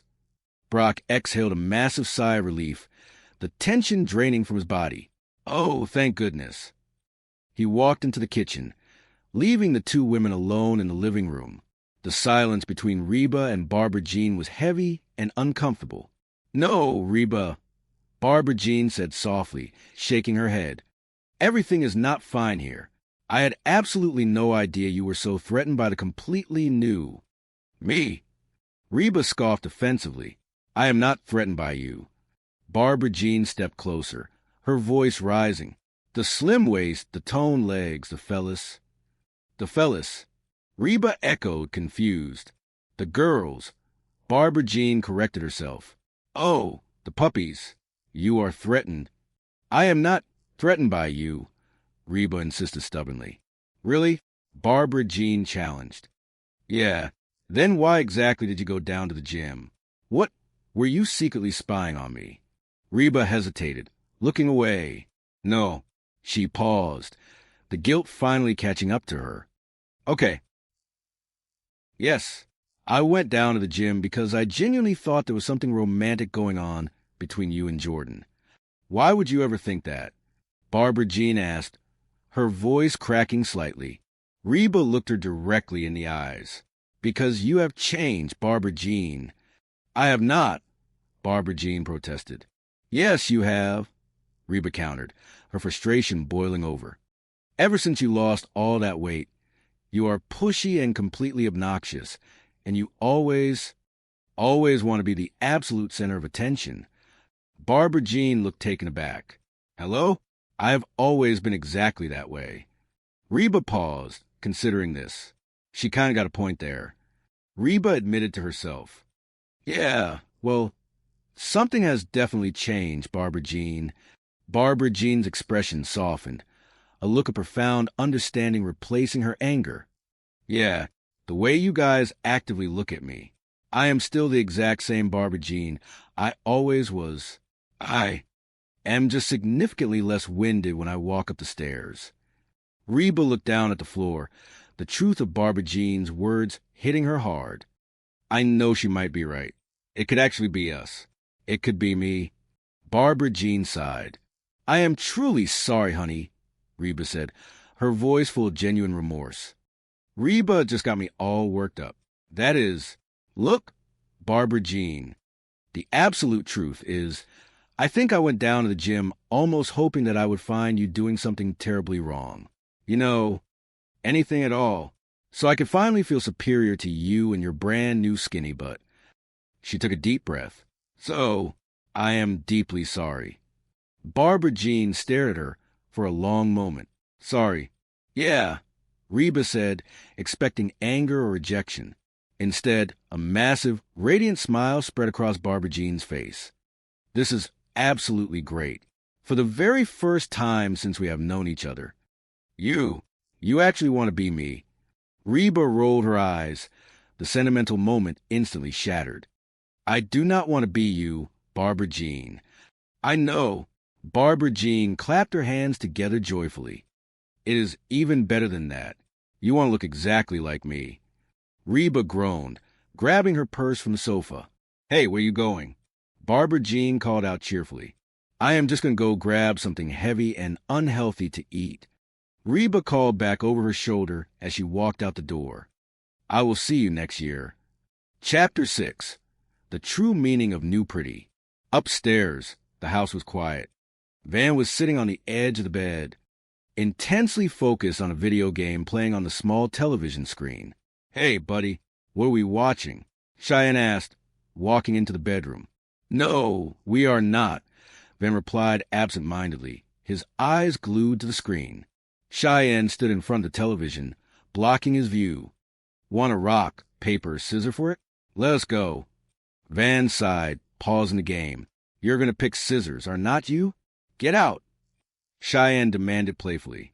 Van tossed the controller onto the bed. Hey, honey. Hey, baby, Cheyenne said, her tone shifting from playful to serious. I really need to talk to you. Van looked confused. Oh, honey, I just got the television. Cheyenne sat down next to him, her hands folded nervously in her lap. Well, I started thinking deeply about things. I started thinking that maybe you do not think of me as new pretty because I do not do enough to actively keep your interest. Van looked horrified. No, honey, you're way hot. Guilty as charged. Cheyenne smiled weakly. But anyway, I thought that maybe I should, change my overall look every now and then just to keep things fresh and exciting between us. So, she reached behind her back and pulled out a bright, styled hairpiece. I bought a brand new wig. Van gently took the wig from her hands and tossed it onto the floor. Cheyenne, put that down. Listen to me carefully. He took both of her hands in his, looking deeply into her eyes. I think it is a remarkably good thing that when I look at you, I do not see the beautiful girl with the killer body. Cheyenne's face fell, tears welling in her eyes. Oh, wait, let me finish, Van said gently, his voice full of pure, unadulterated love. I see my beautiful wife, and I am fiercely attracted to her, whether she is all dressed up, ready to go out on the town, or just sitting right here on the couch, wearing those washed-up, comfortable old flannel pajamas. Cheyenne sniffled, a small smile breaking through her sadness. Really? Yeah. Van nodded sincerely. You are deeply beautiful to me because of exactly who you are. Cheyenne leaned her head on his shoulder, feeling a wave of warmth and security wash over her. I feel kind of stupid now. Van chuckled, wrapping his arms around her tightly. That is also exactly who you are, and I absolutely love it. He kissed the top of her head. Come on, where are we going? Cheyenne stood up, pulling him by the hand with a mischievous sparkle in her eye. Oh, we are going upstairs to the attic. Ben looked confused, but willing to follow. Hold on a second. I thought you explicitly did not want me to leave you alone down here. Cheyenne smiled brightly, her insecurities completely washed away by his honest affection. Sometimes, Ben, I just want to feel like I am completely new pretty too. And as they walked together, the echoes of laughter and the solid foundation of unwavering familial love filled the quiet halls of the house, proving that true beauty was never about the perfect waistline or the newest outfit, but the enduring grace of acceptance. Chapter 1. The Great Pantry Famine. The morning sun filtered through the kitchen window, casting a warm, golden glow over a room that had seen far better days, at least in terms of its culinary inventory. The cabinet stood open, revealing bare shelves that echoed with profound and unsettling emptiness. It was as if a gentle but thorough storm had swept through, taking every edible crumb with it. That woman is out of control, someone muttered, staring into the depths of a barren cupboard. She is like a locust. She has eaten everything in the house. The sentiment was universally felt. She has eaten everything in Mr. H's house, too. Another voice chimed in, pointing toward the dining table. Look, even the salt and pepper shakers are empty. Why do you not just tell her she has eaten too much? You tell her. A tense silence descended upon the kitchen. The prospect of confronting the woman in question was daunting. No, you tell her, came the quick rebuttal. Rock, paper, scissors. Ben, you know you're going to lose. Ben, a young man with a persistent streak of optimism, squared his shoulders. Not this time. 1, 2, 3. Hands were thrown. Groans were immediately released into the atmosphere. Dang it! Ben exclaimed, staring at his fingers. How do you always beat me? Because you always pick scissors. Of course I do, Ben defended, shaking his head. It is my system. So you will tell her? Yeah, fine, the winner replied, before immediately backtracking. No, I do not want to. You tell her. Come on, you tell her. Please, please, please. The negotiations were breaking down. No, Ben, why should I tell her? Because girls can say that kind of stuff without having come across like all they care about are looks. Ben reasoned, his voice softening. He offered a charming, if slightly manipulative, smile. By the way, you've been looking hot lately. Oh, you? The girl scoffed, though a faint blush crept onto her cheeks. The flattery, blatant as it was, briefly lightened the mood. Look, sweetie, why do I not tell her? An older, maternal voice interrupted, saving them all from the impending confrontation. Thank you. The room practically sighed in unison. Before any further strategy could be devised, the front door swung open with a dramatic creak. A woman stepped into the foyer, carrying a large, grease-stained cardboard box like a trophy. Hey, hey, hey, she announced, her voice ringing with triumph. Guess who Luigi gave the free pizza to? Luigi does not have to roll it out of bed every morning. The children exchanged weary glances. You know, Mom, we really do not need another pizza. I mean, it is really just the three of us, Ben added, eyeing the box with a mixture of fatigue and lingering hunger. Oh, I know, their mother replied, setting the box down on the counter with a soft thud. But I had to take it. It was free. Somebody will eat it. Almost instantly, a hand shot up. Dibs. The mother paused, looking around the kitchen, taking in the empty shelves and the lethargic posture of her family. A sudden wave of determination washed over her. You know what, Mom? I am thinking maybe we should all try and get a little healthier around here. The room collectively froze. What are you talking about? One of them protested. I am very healthy. Suddenly, a commotion from the hallway interrupted the budding health summit. All right, that is it. Mrs. H, drop it. Drop it. Mrs. H, drop it. Drop it. Drop it. The family rushed toward the living room to find someone wrestling a decorative, albeit arguably edible-looking, centerpiece away from a woman. Drop it, the voice pleaded. Mrs. H, I cannot stand to see you do this to yourself. It is like you are trying to eat yourself to death. Why? What happened to you? What is different?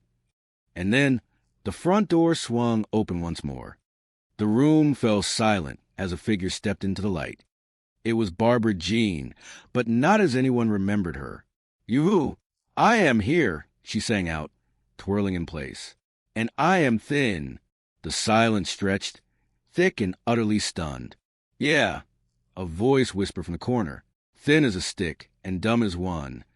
Someone else muttered, "Yikes, what is eating Cooper grape? Look at that. They look like the number 10. Another person rubbed their eyes, desperate to wake up. Oh, thank God it was just a nightmare. But Barbara Jean merely smiled brighter. "Yoo-hoo, I am here, and I am thin." "And the nightmare continues," came the weary reply. Chapter 2. Smoothies and Suspicions. The next morning brought a profound shift in the household's culinary landscape. The aroma of bacon and eggs, a long-standing tradition, was entirely absent. Instead, the kitchen was filled with the aggressive, mechanical whir of a blender aggressively pulverizing ice and mysterious green vegetables. Reba stood at the counter, her posture rigid with newfound purpose. "Mom, make us some pancakes," a sleepy voice requested, dragging a chair across the linoleum floor. "No," Reba stated firmly, pouring a thick, questionable liquid into several tall glasses. "I am making everyone a power smoothie. And this afternoon, I am taking a power walk." The family stared at the glasses as if they contained toxic sludge. "Power walk," someone scoffed. "Oh, forget your power cane." "Van, that is not nice," another gently reprimanded. "Mom does aerobics." "She could shatter her hip," Van countered with genuine, albeit misplaced concern. Reba narrowed her eyes, pausing the blender. "And yet, in the blink of an eye, I can make you both homeless." Before the argument could escalate, the door burst open. It was Barbara Jean again, practically vibrating with energy. "Hey, everybody," she chimed, strutting into the room. "I am here, and I am—" "Oh, shut up and have a donut," a grumpy voice mumbled from the table. Barbara Jean ignored the remark, her eyes locking onto Reba's green concoction. "Oh, Reba, you are not still trying to lose weight by drinking those power smoothies, are you? Jordan, my trainer, says that those are loaded with hidden carbs." Reba forced a tight, polite smile. "Barbara Jean, I am all for adopting a healthy new lifestyle. But seriously, I mean, there has to be some sort of..."